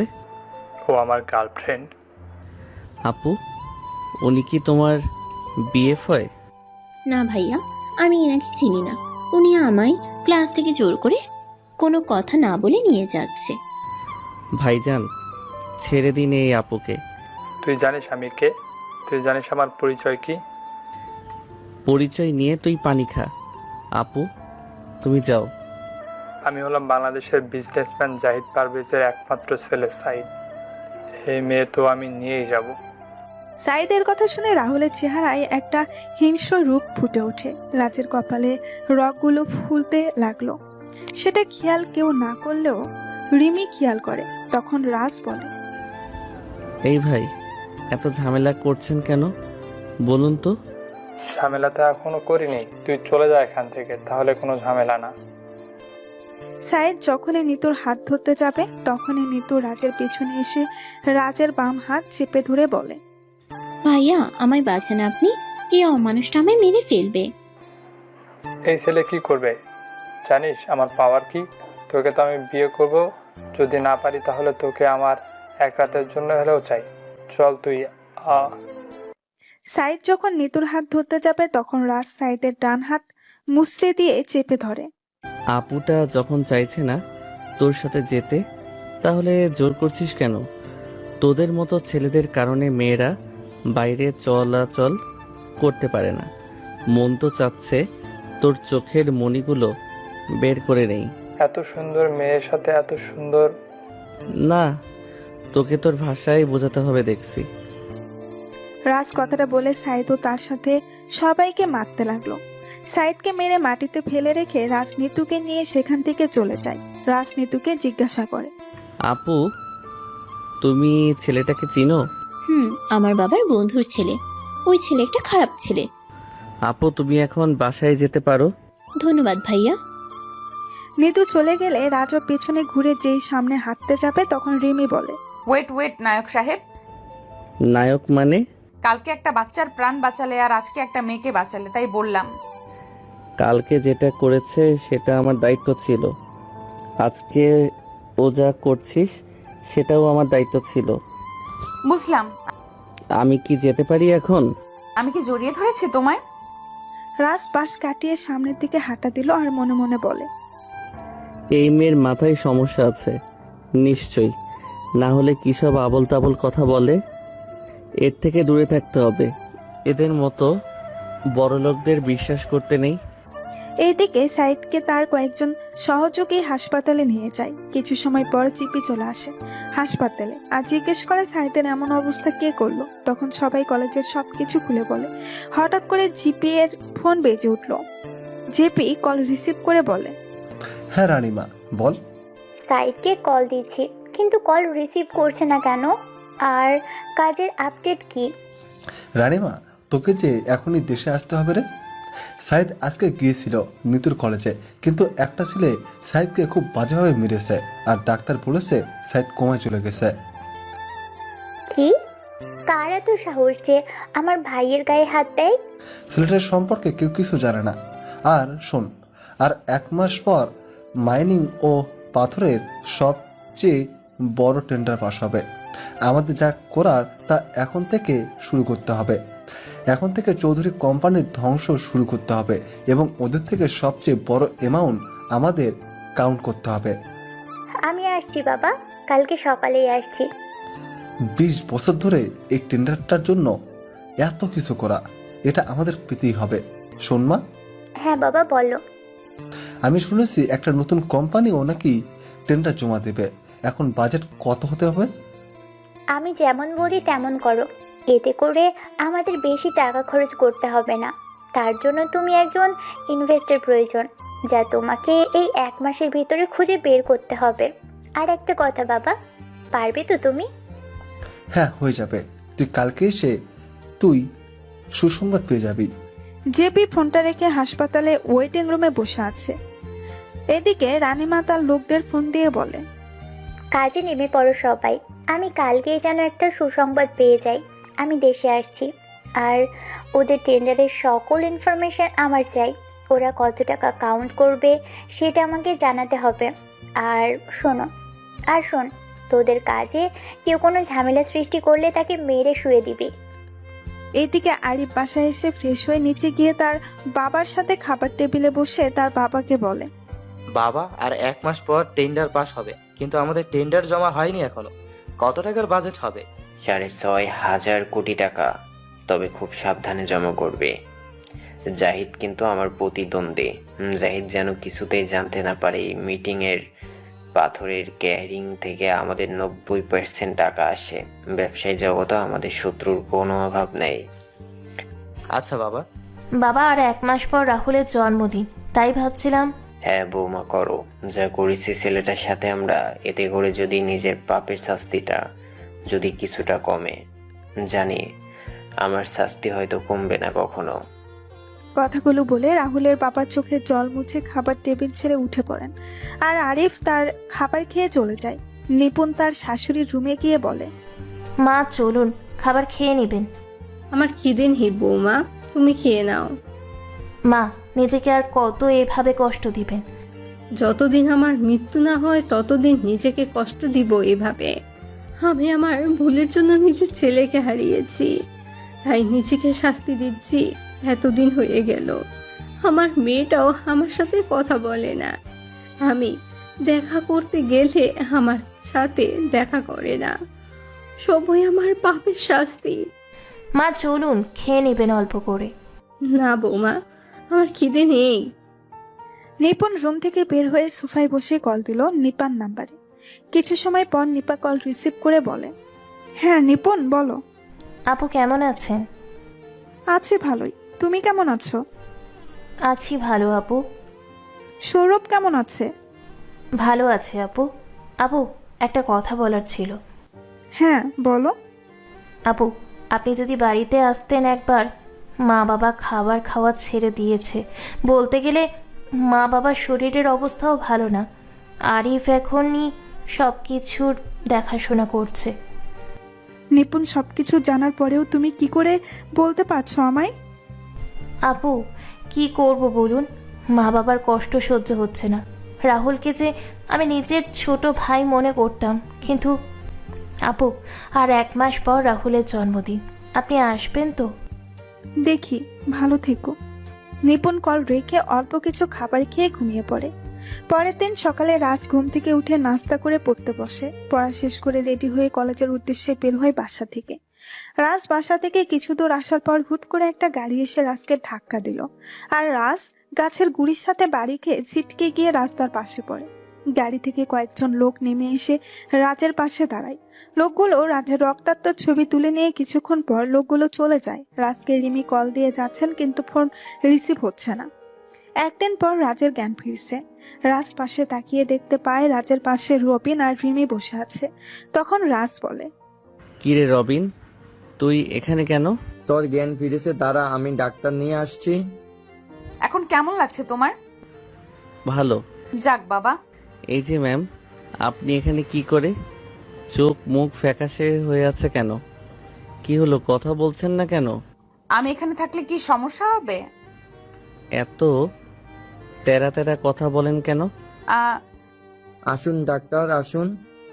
ডাক্তার এসে রাহুলকে দেখে পরীক্ষা করে চলে যায়। তখন রবিন বলে, এখন বলতো কি করে হলো এমনটা? আরে আমি কলেজে আসছিলাম, তখনই হঠাৎ করে একটা গাড়ি এসে আমায় ধাক্কা মারে। আর আমি কি জানি একটার সাথে ধাক্কা খেলাম, তারপর বলতে পারি না কিছুই। দেখে শুনে চলাফেরা করবি না। আমাকে দেখে তোর বাচ্চা মনে হয় কি রবিন? বাচ্চা না হলে এমন হতো নাকি? এই রবিন, এই বদমেজাজি মেয়ে এখানে কেন? কি বললি তুই, আমি বদমেজাজি? হ্যাঁ বলেছি। কি করবি? তোরে আমি কাঁচা খেয়ে ফেলবো কিন্তু। তোকে বদমেজাজি মেয়ে বলা ভুল হয়েছে আমার। তুই তো আস্ত একটা রাক্ষসী মেয়ে। শালা আজকে তোরে। আয় এদিকে, তোকে তো আমি। এই চুপ, একদম চুপ। কি শুরু করেছিস তোরা বাচ্চাদের মতো? রাজ রিমি না থাকলে কি হতো তোর? মানে উনি না থাকলে কি হতো? রবিন বাদ দে না। রিমি তোকে হাসপাতালে নিয়ে এসেছে খুব বাজে অবস্থায়, আর তারপর বাসিদি থেকে আমার নাম্বার নিয়ে আমাকে কল দিয়ে আসতে বললো। তার মানে ওই রাক্ষসী মেয়ে কি আমাকে? রবিন তোকে বলেছিলাম ওরা না বলতে, দেখছিস না কেমন করে আমায় দোষী মনে করছে। এই জন্যই কথায় বলে মানুষের ভালো করতে নেই। রাক্ষসী মেয়ে মানুষের ভালো করেছে, এটা লোকে শুনলে হাসবে। রবিন আমি গেলাম। রিমি কথাগুলো বলে কেবিন থেকে বের হয়ে যায়। তখন রবিন রাজের পাশে বসে বলে, মেয়েটা তোর জন্য এত কিছু করলো আর তুই মেয়েটাকে কথা শুনিয়ে দিলি? ওর রাগানিত চেহারা দেখতে আমার ভালো লাগে, তাই ওকে রাগালাম। চিন্তা করিস না, কালকে সকালে চলে আসবে। জানিস তোর এমন রক্তাক্ত অবস্থা দেখে রিমি কান্না করেছিল। তুই জানলি কেমনে? রিমি আমায় কল করে কান্না করে বলছিল তোর অ্যাক্সিডেন্টের কথা। আমিও তোর এমন খবর শুনে কাজ ফেলে এখানে চলে আসি। তাহলে কি বেশি বেশি করে ফেললাম? করেছিস। আচ্ছা বলতো কে এমন কাজটা করলো? জানি না, তবে তবে কি? আমার চোখ বন্ধ হওয়ার আগে আমি কয়েকজন লোককে দেখি, তবে তাদের চেহারা ক্লিয়ার না রে, ঝাপসা দেখেছিলাম। রাস্তা হলে কি হতেও পারে। ওই দিকের কি খবর বলতো? খবর ভালো না রে, কেউ ভালো নেই, তবে একটা খুশির খবর আছে তোর জন্য। কি? মামা বাসায় এসেছিলেন এবং তার সাথে তার বড় ভাগ্নি এসেছিল। কি তুই সত্যি বলছিস তো? হ্যাঁ রে। রাজ আর রবিন যখন কথা বলছিল তখন রবিনের ফোন বেজে ওঠে। রবিন ফোন নিয়ে বাহিরে চলে যায়। রবিন কল রিসিভ করে বলে, হ্যাঁ বল। ওপাশ থেকে কি বলছে কিচ্ছু শোনা যাচ্ছে না। রবিন হঠাৎ করে চিৎকার দিয়ে বলে, কি বলছো কি? আমি তো কালকে আসার সময় ও সবাইকে বাসায় দেখলাম, তাহলে বাসার বাইরে মানে? এক রাতের ভিতরে কি এমন হলো সবাই যে বাসা থেকে বের হয়ে গেলেন? রবিন ফোনের উপাস থেকে সব শুনে ফোন কেটে দিয়ে রুমের ভেতরে প্রবেশ করে আর পায়চারি করতে লাগলো। রাজ রবিনকে রাগান্বিত দেখে বলে, কি হয়েছে? তুই এমন রেগে আছিস কেন? কিছু না। রবিন, কি হয়েছে আমায় বল। তোর রেগে যাওয়া মানে কিছু একটা হয়েছে। বাড়ি থেকে কল এসেছিল। আঙ্কেল আন্টি ঠিক আছে তো? মা বাবা ঠিক আছে, কিন্তু আমি তো কালকে সবকিছু ঠিক দেখে এলাম। তাড়াতাড়ি করে গাড়ি নিয়ে আসতে বল, আমি এখনই বের হব। আর আমার লোকদের সামনে আসতে বল। রাজ, তুই অসুস্থ এই অবস্থায়? রবিন, আমি ঠিক আছি, আমি তোকে যা বললাম সেটা কর। রাজের কথা শুনে রবিন তার ফোন বের করে কল দিল একটা নাম্বারে। ওপাশ থেকে কল রিসিভ করে সালাম দেওয়ার পর রবিন সালামের উত্তর দিয়ে বলে, গাড়ি নিয়ে এই হাসপাতালে চলে আসো এবং হেলিকপ্টার রেডি রাখতে বলো। আর হ্যাঁ, সবাইকে বলবি সিলেটে আসতে। কিছু সময় পর রাজ আর রবিন বসে আছে হেলিকপ্টারে। রাজ চোখ বন্ধ করে বসে আছে আর রবিন কাউকে কল দিয়ে কথা বলছে। তখন রাজ রবিনকে বলে, রবিন, তোকে তোর 6 বছর আগের পুরাতন কাজ শুরু করতে হবে এবং তোর লোকদের কাজে লেগে পড়তে বল। আরে না, আমি এখন আর এইসব কাজ করা ছেড়ে দিয়েছি। এখন সব করলে নিজের এতদিনের ইমেজ খারাপ হয়ে যাবে। রবিন, তুই জানিস আমি কোনো কারণ ছাড়া তোকে কোনো কাজ করতে বলি না। আমার কথা বিশ্বাস না হলে তুই তোর পুরাতন অ্যাকাউন্টে লগ ইন কর, তাহলে বুঝতে পারবি। আসলে রবিন 6 বছর আগে একটা দলের হয়ে হ্যাকিংয়ের কাজ করত, কিন্তু কয়েক বছর আগে এসব ছেড়ে দিয়েছে। রবিন রাজের কথা মতো তার পুরাতন অ্যাকাউন্টে লগ ইন করে। রবিন তার অ্যাকাউন্টে লগ ইন করার পর রাজের দিকে তাকিয়ে আছে অবাক চোখে। তখন রাজ বলে, কিরে, সত্যি বললাম তো? আমি এতদিন সন্দেহ করছিলাম, কিন্তু 2 দিন আগে সেটা ক্লিয়ার হয়ে গেলাম। তুই জানলে কি করে ভাই? এবার বল তুই কি করবি? আমি কি তোকে বলে দিব সব কিছু? বন্ধু, কিছু বলতে হবে না, আমি করে নিচ্ছি। হেলিকপ্টার ল্যান্ড হওয়ার আগেই আপডেট পেয়ে যাবি। কোথায় যাচ্ছি আমরা? তুই কি জানিস কোনো খবর ওদের? জেনেছি। রাজ রবিন কিছু সময় পর হেলিকপ্টার থেকে নেমে একটা গাড়িতে ওঠে। রাজ আর রবিন একটা গাড়িতে এবং রাজদের পেছনে 7 থেকে 8টি গাড়ি আসছে। কিছু সময় পর রাজ আর রবিন একটা বাড়ির সামনে এসে গাড়ি থামে। রাজ গাড়ি থেকে নেমে তার লোকদের কিছু ছবি ও কয়েকটা ঠিকানা দিয়ে তাদের কাজে লেগে পড়তে বলল। রাজ তার লোকদের বিদায় দিয়ে বাড়ির সদর দরজার সামনে এসে বেল দিল। কিছু সময় পর কেউ এসে দরজা খুলে দিল। তখন রবিন বলে, ভাবি কেমন আছেন আপনি? ভালো আছি, কিন্তু তোমায় চিনলাম না তো। ভাবি, আমি রবিন। রবিন, তুমি রাহুলের ছোটবেলার বন্ধু তাই তো? হ্যাঁ ভাবি, সবাইকে একটু নিচে আসতে বলবেন। কেন? কিছু কথা বলার ছিল। নিপুণ সবাইকে নিয়ে নিচে আসলে রবিনকে দেখে রাহুলের মা বাবা আরিফ নিপা সবাই বেশ অবাক হয়। তখন রবিন বলে ওঠে, নিপাপু, কেমন আছো তুমি? ভালো আছি। আর তুই সেই ফাজিল রবিন না? হ্যাঁ আপু, রাহুলের সাথে খেলতে এসে কতবার তোমার কানমলা খেয়েছি। তবে এখন সবকিছু অতীত হয়ে গেছে রে ভাই। এসব হলো কি করে আপু? এটা তো আমার মা বাবা আর ভাই বলতে পারবে। আমি তো কিছুই জানি না। আমিও জানি না। যাক, তোকে অনেক দিন পর দেখলাম। তোরা দুইটাই আমাদের বাড়িতে কত মারামারি করতি, বাড়িটা পুরো গরম থাকতো। এখন সবকিছু অতীত। আপু, যদি বলি কিছু অতীত হয়নি। আমার ভাইটা বেঁচে নেই, হ্যাঁ এখনো তো সবকিছু অতীত। তোমাদের জন্য একটা গুড নিউজ আছে সবার জন্য। কি গুড নিউজ? রাহুল, রাহুল ভিতরে আয়। রবিনের কথা শুনে সবাই বসা থেকে দাঁড়িয়ে যায়। হঠাৎ করে সবাই সদর দরজার দিকে তাকায়। তখনই সবাই দেখতে পায় একটি ছেলে টি শার্ট গায়ে, মাথায় ব্যান্ডেজ, ভেতরে প্রবেশ করে। তখন রবিন বলে, রবিন, কিছু বুঝলাম না, কেউ? আর তুই রাহুল বললি মানে? আপু, এই হচ্ছে তোমাদের 7 বছর আগে হারিয়ে যাওয়া রাহুল। রবিনের কথা শুনে নিপা আপু এসে রাহুলের সামনে দাঁড়ায়। তারপর রাহুলের বাম হাতে কিছু একটা খোঁজ করতে থাকে। তখনই নিপা রাহুলকে জড়িয়ে ধরে কান্না করতে থাকে। রাহুলও নিপাকে জড়িয়ে ধরে কান্না করছে। রাহুল নিপাকে ছেড়ে দিয়ে নিপার চোখের জল মুছে দিয়ে তার ভাবির সামনে গিয়ে বলে, ভাবি কেমন আছো? আমি কারোর ভাবি না। কে আপনি? ভাবি, তুমি আমায় চিনতে পারছো না? আমি না তোমার ছোট ভাই। তুই যদি আমার ছোট ভাই হতি তাহলে কখনো আমায় ছেড়ে যাওয়ার কথা ভাবতি না। হয়েছে ডাক্তার, আফাদের এই গুচ্ছা করা মানায় না। আচ্ছা, আমার ভুল হয়েছে। আমি কি এখন তোমার পায়ে ধরবো? ধর। শখ কত, পারবো না। দাও, আমার মাকে আমার কাছে দাও। ভাবির মেয়ের নাম জলি। রাহুল যখন নিপুণের পা জড়িয়ে ধরতে যাবে তখন নিপুণ রাহুলকে জড়িয়ে ধরে। রাহুলও তার ভাবিকে জড়িয়ে ধরে। রাহুল তার বাবা মায়ের সামনে গিয়ে বলে, মা বাবা কেমন আছো তোমরা? রাহুলের কথা শুনে মা বাবা কান্না করতে লাগলেন। রাহুল তার বাবা মাকে জড়িয়ে ধরে বলে, তোমরা কান্না করো না। তোমাদের চোখের জল যে আমার সহ্য হয় না। জানো না, মা বাবার চোখের জল এলে ছেলে মেয়েদের ক্ষতি হয়। তোমরা চাও আমাদের ক্ষতি হোক? বাবা, তুই আমায় ক্ষমা করে দে। আমি যে অন্ধ হয়ে গিয়েছিলাম, যার জন্য তোর সাথে অমানুষের মতন আচরণ করেছি। মা, বললাম না আমার কিছু মনে নেই। আর তোমার এই কি হাল হয়েছে? খাওয়া দাওয়া করো না তুমি? বাবা, তোমারও দেখছি একই অবস্থা হয়েছে। তোর সাথে খারাপ ব্যবহার করেছি, তোকে বাসা থেকে বের করে দিয়েছি, তার জন্য আমরা এখন ঘর ছাড়া হয়েছি, নিজের পাপের শাস্তি পাচ্ছি এখন আমরা। বাবা, তোমার ছোট ছেলে এসে গেছে। তোমার বাড়ি, তোমার সবকিছু ফিরিয়ে দিব।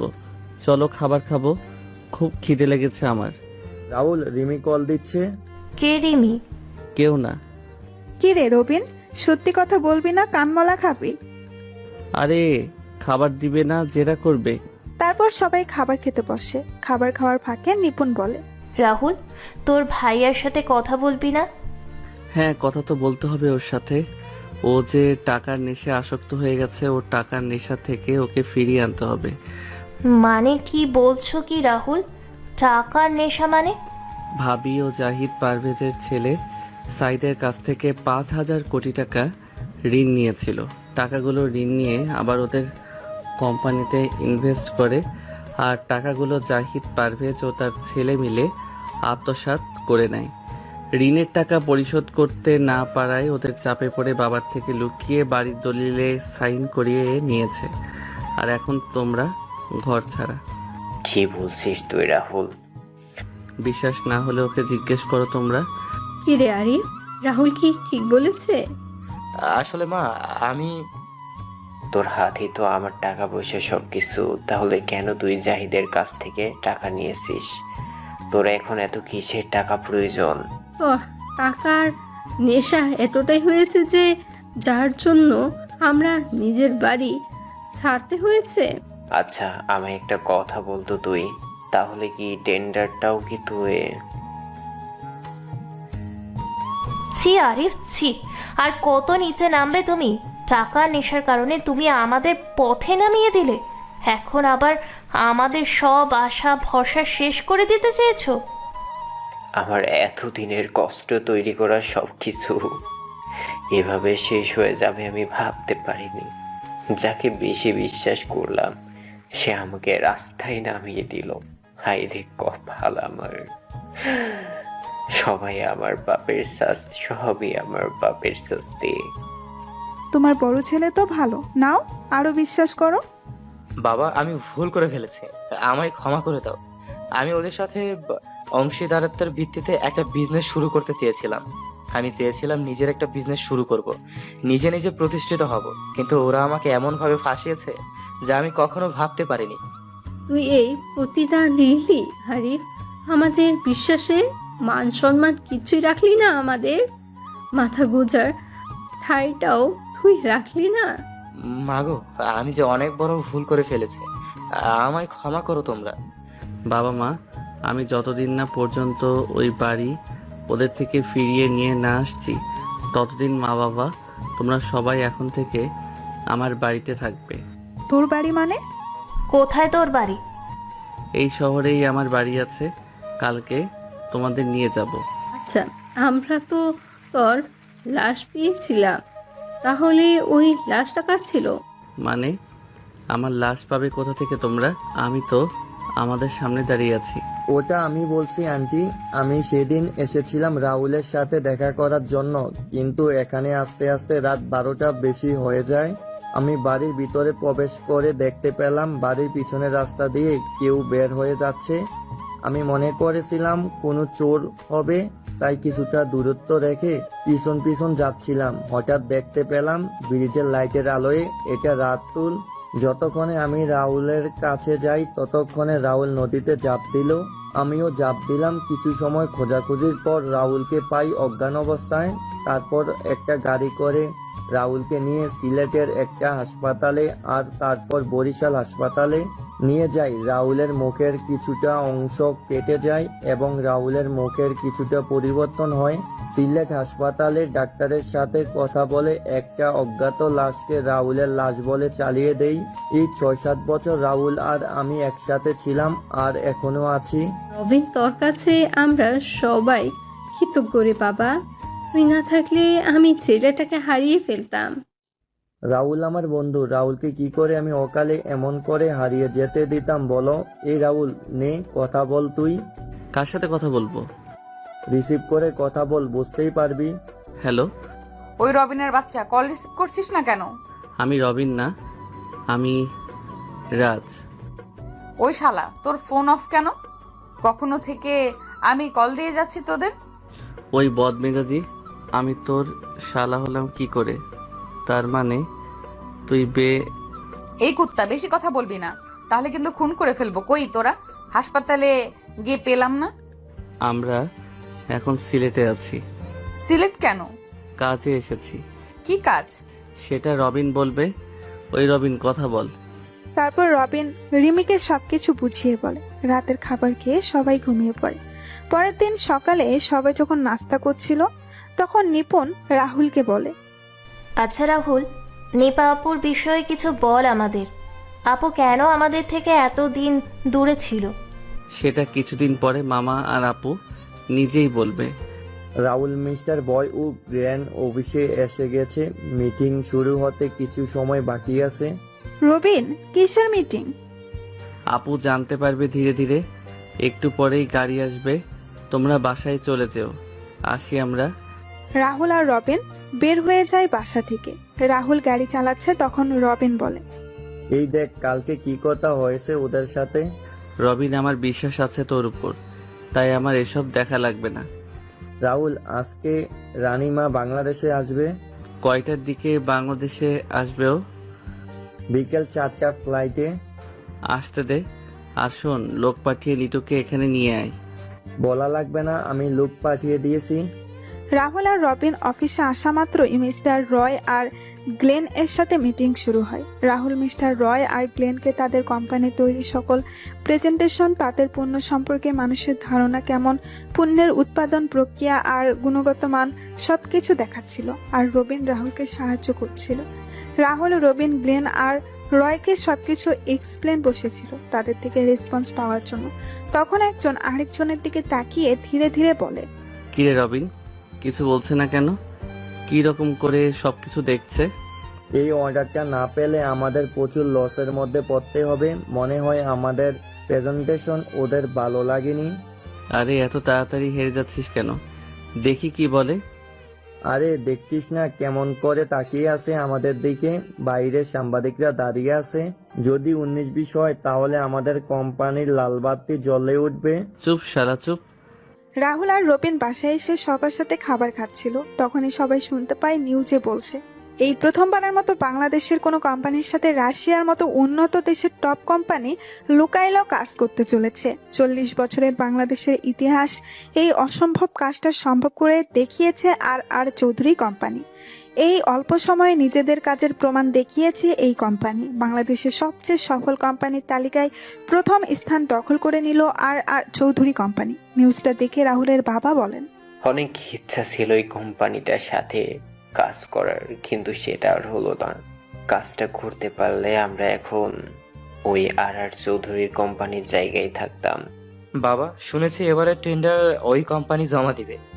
আচ্ছা বাবা, যদি তোমার কখনো সুযোগ আসে তাহলে তুমি কি কাজ করবে ওদের সাথে? এসব কথা বলে কি আর লাভ হবে? এটা তো আর সম্ভব না। যদি সম্ভব হয় তুমি বলো করবে কিনা। কেননা ওদের সাথে কাজ করতে পারলে নিজেকে অনেক সৌভাগ্যবান মনে করব। তৈরি থেকেও কাজ করার জন্য। আর মিস্টার আরিফ চৌধুরী, নিজেকে শুধরে নিয়ে কাজে লেগে পড়ো। এটাই কিন্তু শেষ সুযোগ। সিঙ্গাপুর থেকে ফিরে কাজ করতে হবে কিন্তু অনেক। সিঙ্গাপুরে যাবে কেন? ভাবির সাথে সিঙ্গাপুরে যাবে। সিঙ্গাপুর যাব কেন আমরা? ভাবি আর কত করবে তুমি এই পরিবারের জন্য? আর কত নিজের ক্ষতি করবে? এবার নিজের দিকে তাকাও, নিজের মেয়েটার দিকে তাকাও। নিজের ক্ষতি করবে মানে? কি হয়েছে নিপুণের? ভাবি, তুমি বলবে না আমি বলবো? রাহুল, আমার কি ক্ষতি হবে? তুই কি সব বলছিস? আরে রাহুল মজা করে বলছে কথাগুলো। ভাবি, আমরা সব কিছুই জানি। ভাবি, আমি সব জানি। ডাক্তার আঙ্কেল আমায় সব বলেছেন। কি হয়েছে নিপুণের? ডাক্তার আঙ্কেল কি বলেছে?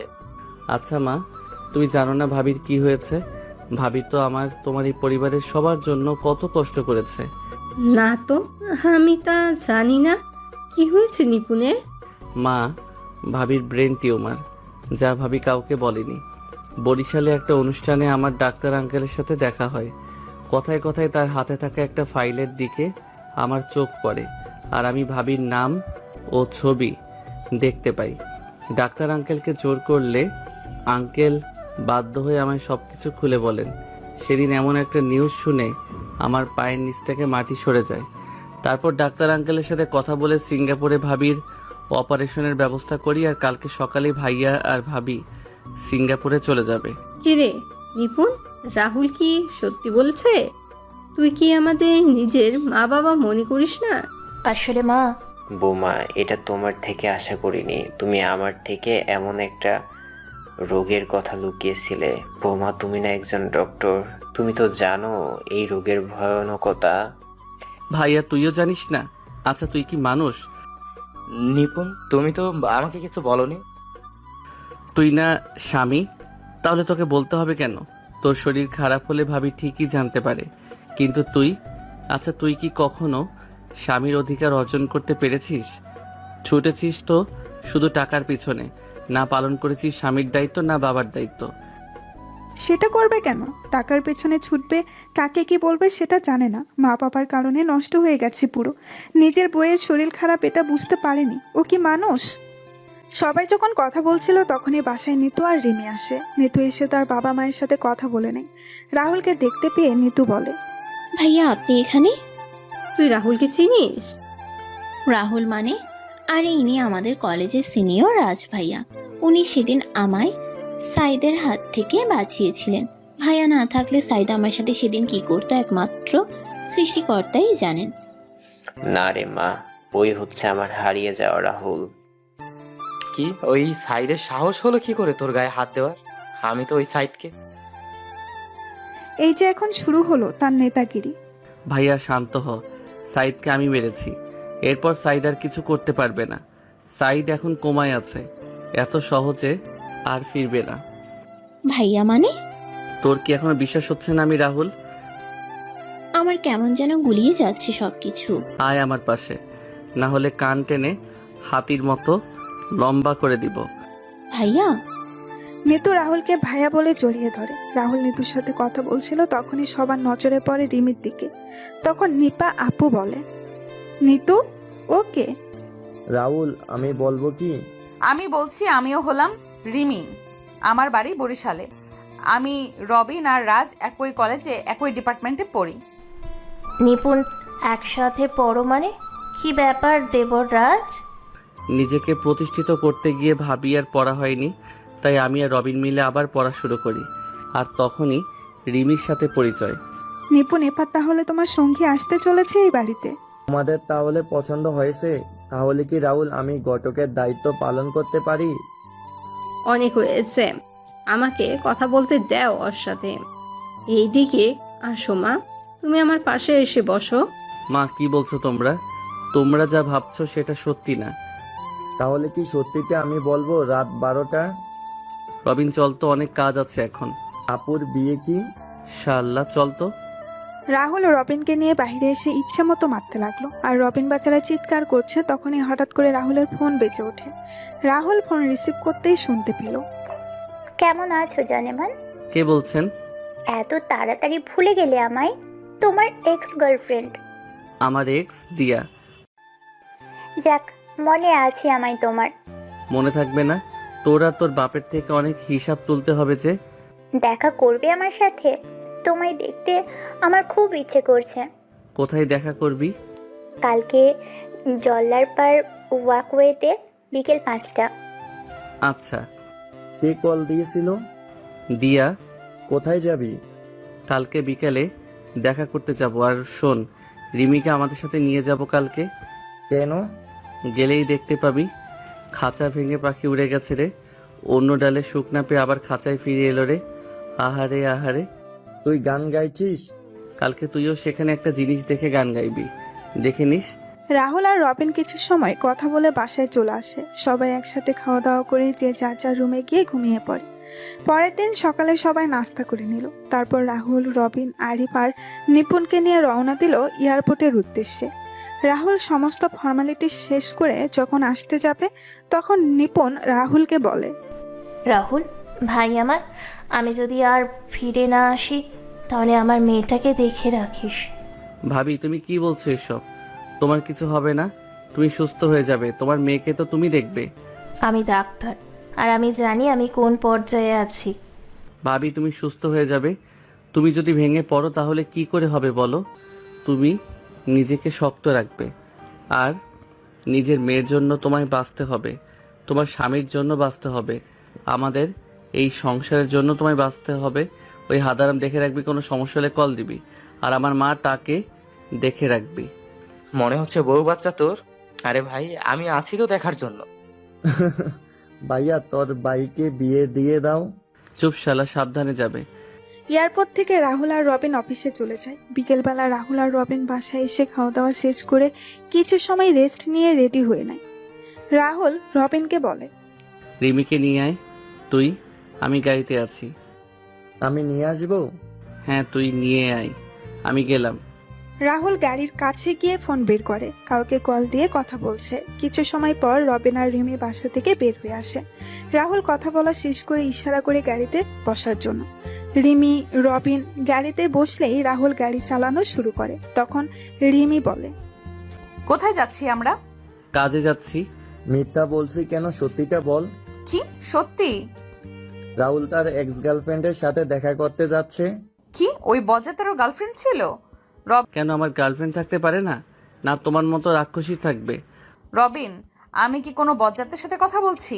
আমার বিষয়ে কথা বলছে, আবার বলছে আমার সাথে কথা বলছে না। রিমি আর রাহুলের ঝগড়া শুনে রবিন মিটমিট করে হাসছে। তখন রিমি বলে, শালা মন চাচ্ছে তোকে জেলের। ওই শালা হাসছিস কেন? হাসি থামিয়ে গাড়ি থেকে নাম। রাহুল, রবিন, রিমি গাড়ি থেকে নেমে ওয়ার্ক ওয়েতে হাঁটাহাঁটি করছিল। তখনই দেখতে পায় দিয়া আসছে। দিয়া এসে রাহুলকে জড়িয়ে ধরে বলে, কেমন আছো জানেমান? কতদিন পর তোমায় জড়িয়ে ধরলাম বলো তো। আহ, কি যে শান্তি পাচ্ছি আমি। 6 বছর 6 মাস 6 দিন পর। বাহ, তুমি মনে রেখেছো দেখছি। মনে তো রাখতেই হবে। রাহুল দিয়াকে তার কাছ থেকে ছাড়িয়ে নিল, আর রিমি চোখ গরম করে দিয়ার দিকে তাকিয়ে আছে। দিয়া রিমির দিকে তাকিয়ে বলে, মেয়েটা কি তোমার?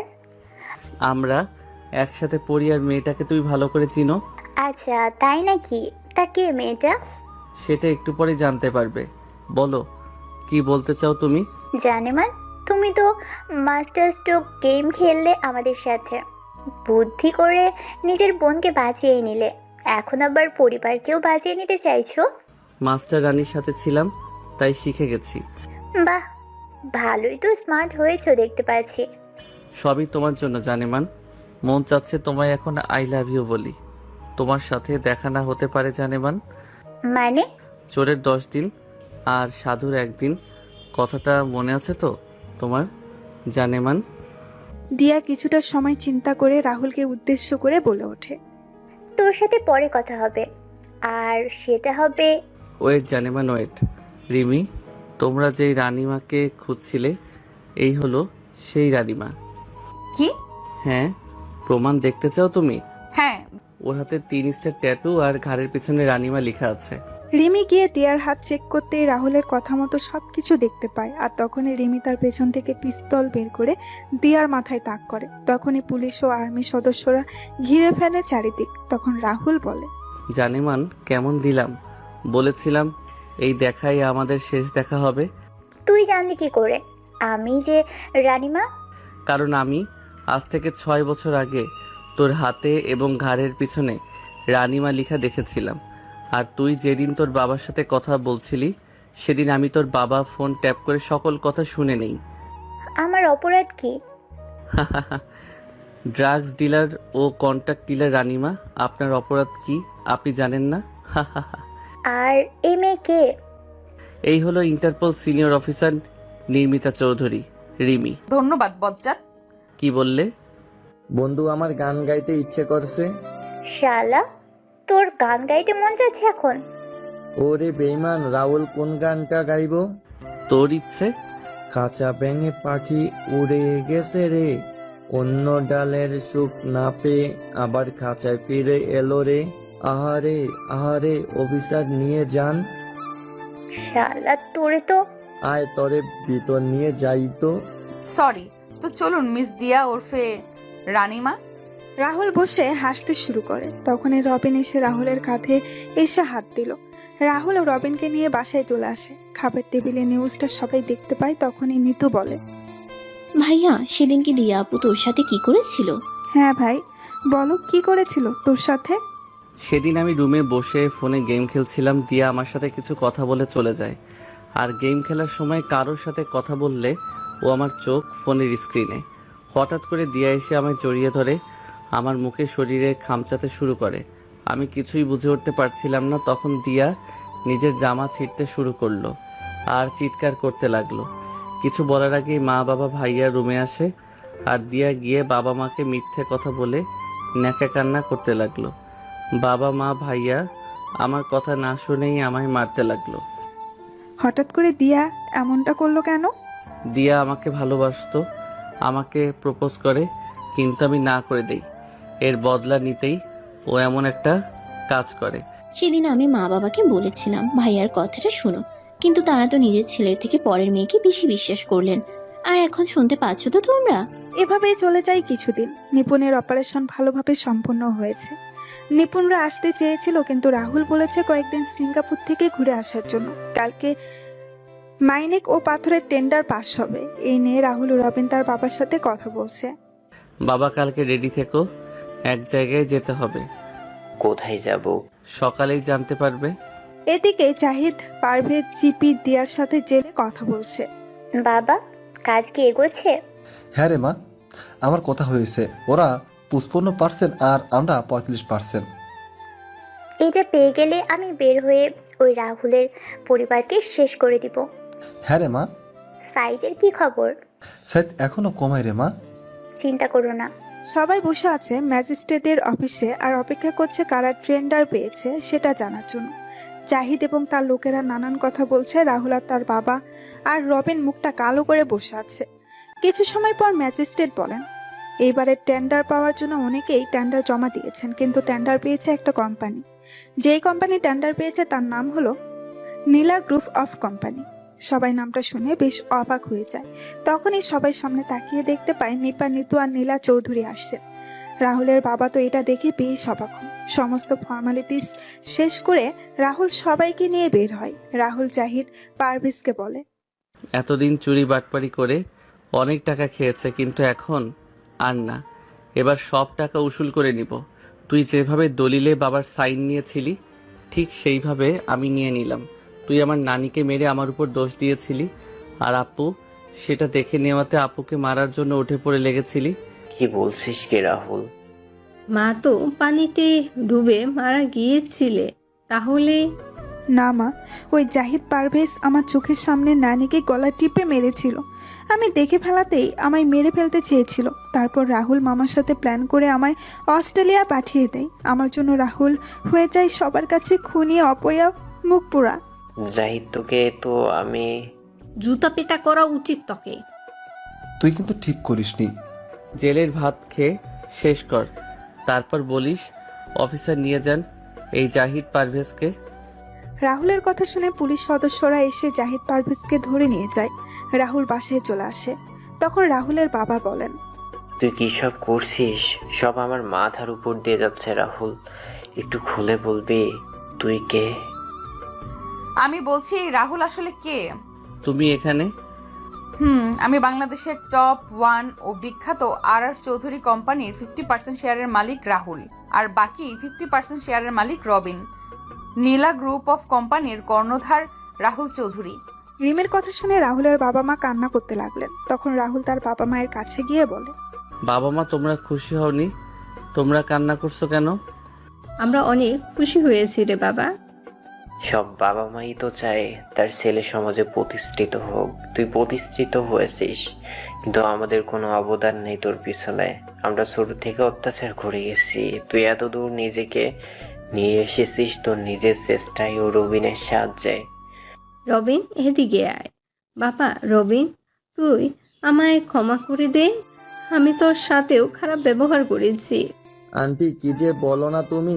তুমি আঙ্কেল শুধু দোয়া করো আমরা দুই বন্ধু যেন এভাবে একসাথে থাকতে পারি। আহা আপু। আমার দোয়া লাগবে না? আরে লাগবে তো আপু, তুমিও দোয়া করো। সবার কথা বলা শেষ হলে আমার বাবা মায়ের সাথে পরিচিত হয়ে নাও। তারপর সবাই রিমির মায়ের সাথে পরিচয় হয়ে নিল। রবিন রাহুল চলে যায় সেখান থেকে। রিমি ও রিমির বাবা মা কথা বলে চলে যান। রাতে সবাই খাবার খেতে বসেছেন। তখন রাহুলের বাবা বলেন, রাহুল, আর 2 দিন পর তোমার আর রিমির বিয়ে। আমি কথাটা শুনে কাশতে শুরু করলাম। বাবা কি বলছো? আর কোনো কথা না, রবিন আমাদের সব বলেছে। বিয়ে ফাইনাল মানে ফাইনাল। ওই শালা কি করেছিস? হা হা হা বন্ধু। দাঁড়া, আমার একটা শর্ত আছে। কি শর্ত? রবিন আর নিতোর বিয়ে দিতে হবে। মানে? দুইজন দুজনকে ভালোবাসে 4 বছর ধরে। কিরে রবিন, নিতু রাহুল কি সত্যি বলছে? আসলে আপু, বাবা, নিরাপত্তা সম্মতির লক্ষণ। বিয়ের 2টা 1 তারিখেই আয়োজন করো। সবাই যখন কথা বলছিল তখনই বাসার লাইটগুলো নিভে যায়। সবাই যখন মোমবাতি জ্বালাতে যাবে তখনই নিপুণ বলে ওঠে, happy birthday to you Rahul, many many happy returns of the day. শুভ জন্মদিন ভাই। শুভ জন্মদিন ভাইয়া। শুভ জন্মদিন বন্ধু। ধন্যবাদ সবাইকে। ধন্যবাদ ভাবি, আমি ভুলেই গিয়েছিলাম আজকে আমার জন্মদিন। ভাই, তোর বিয়ের খবর শুনে এলাম। তারপর সবাই মিলে কেক কেটে রাহুলকে খাইয়ে দিল। রাহুল যখন রুমে আসে তখনই রাহুলের ফোন বেজে ওঠে। রাহুল ফোন রিসিভ করে বলে, হ্যালো। শুভ জন্মদিন বজ্জাত। ধন্যবাদ রাক্ষসী। কি করছিস বজ্জাত? বসে আছি। বিয়ের শপিং কবে করব? নিজের টাকা দিয়ে শপিং করো, আমার একটা টাকাও হাতে নেই। শালা কঞ্জুস। তুমি কি কম? বিয়েটা হয়ে যাক তারপর বুঝবি। করবো না বিয়ে। কি বললি? ঠিক। তুমি এখানে? আমার জামাইয়ের জন্মদিন আমি কোথায় থাকবো? দেখো বাইরে সবাই আছে, তোমায় আমায় একসাথে দেখলে ভুল ভাববে। চলো না ভুলটা করে নেই। মা চলুন আমরাও চলে যাই। ওদের ভুল দেখে আমাদের কি লাভ? ওদের ভুল ওরা করে নিক। ভালো থাকবেন, সুস্থ থাকবেন সবাই। দেখা হবে খুব তাড়াতাড়ি।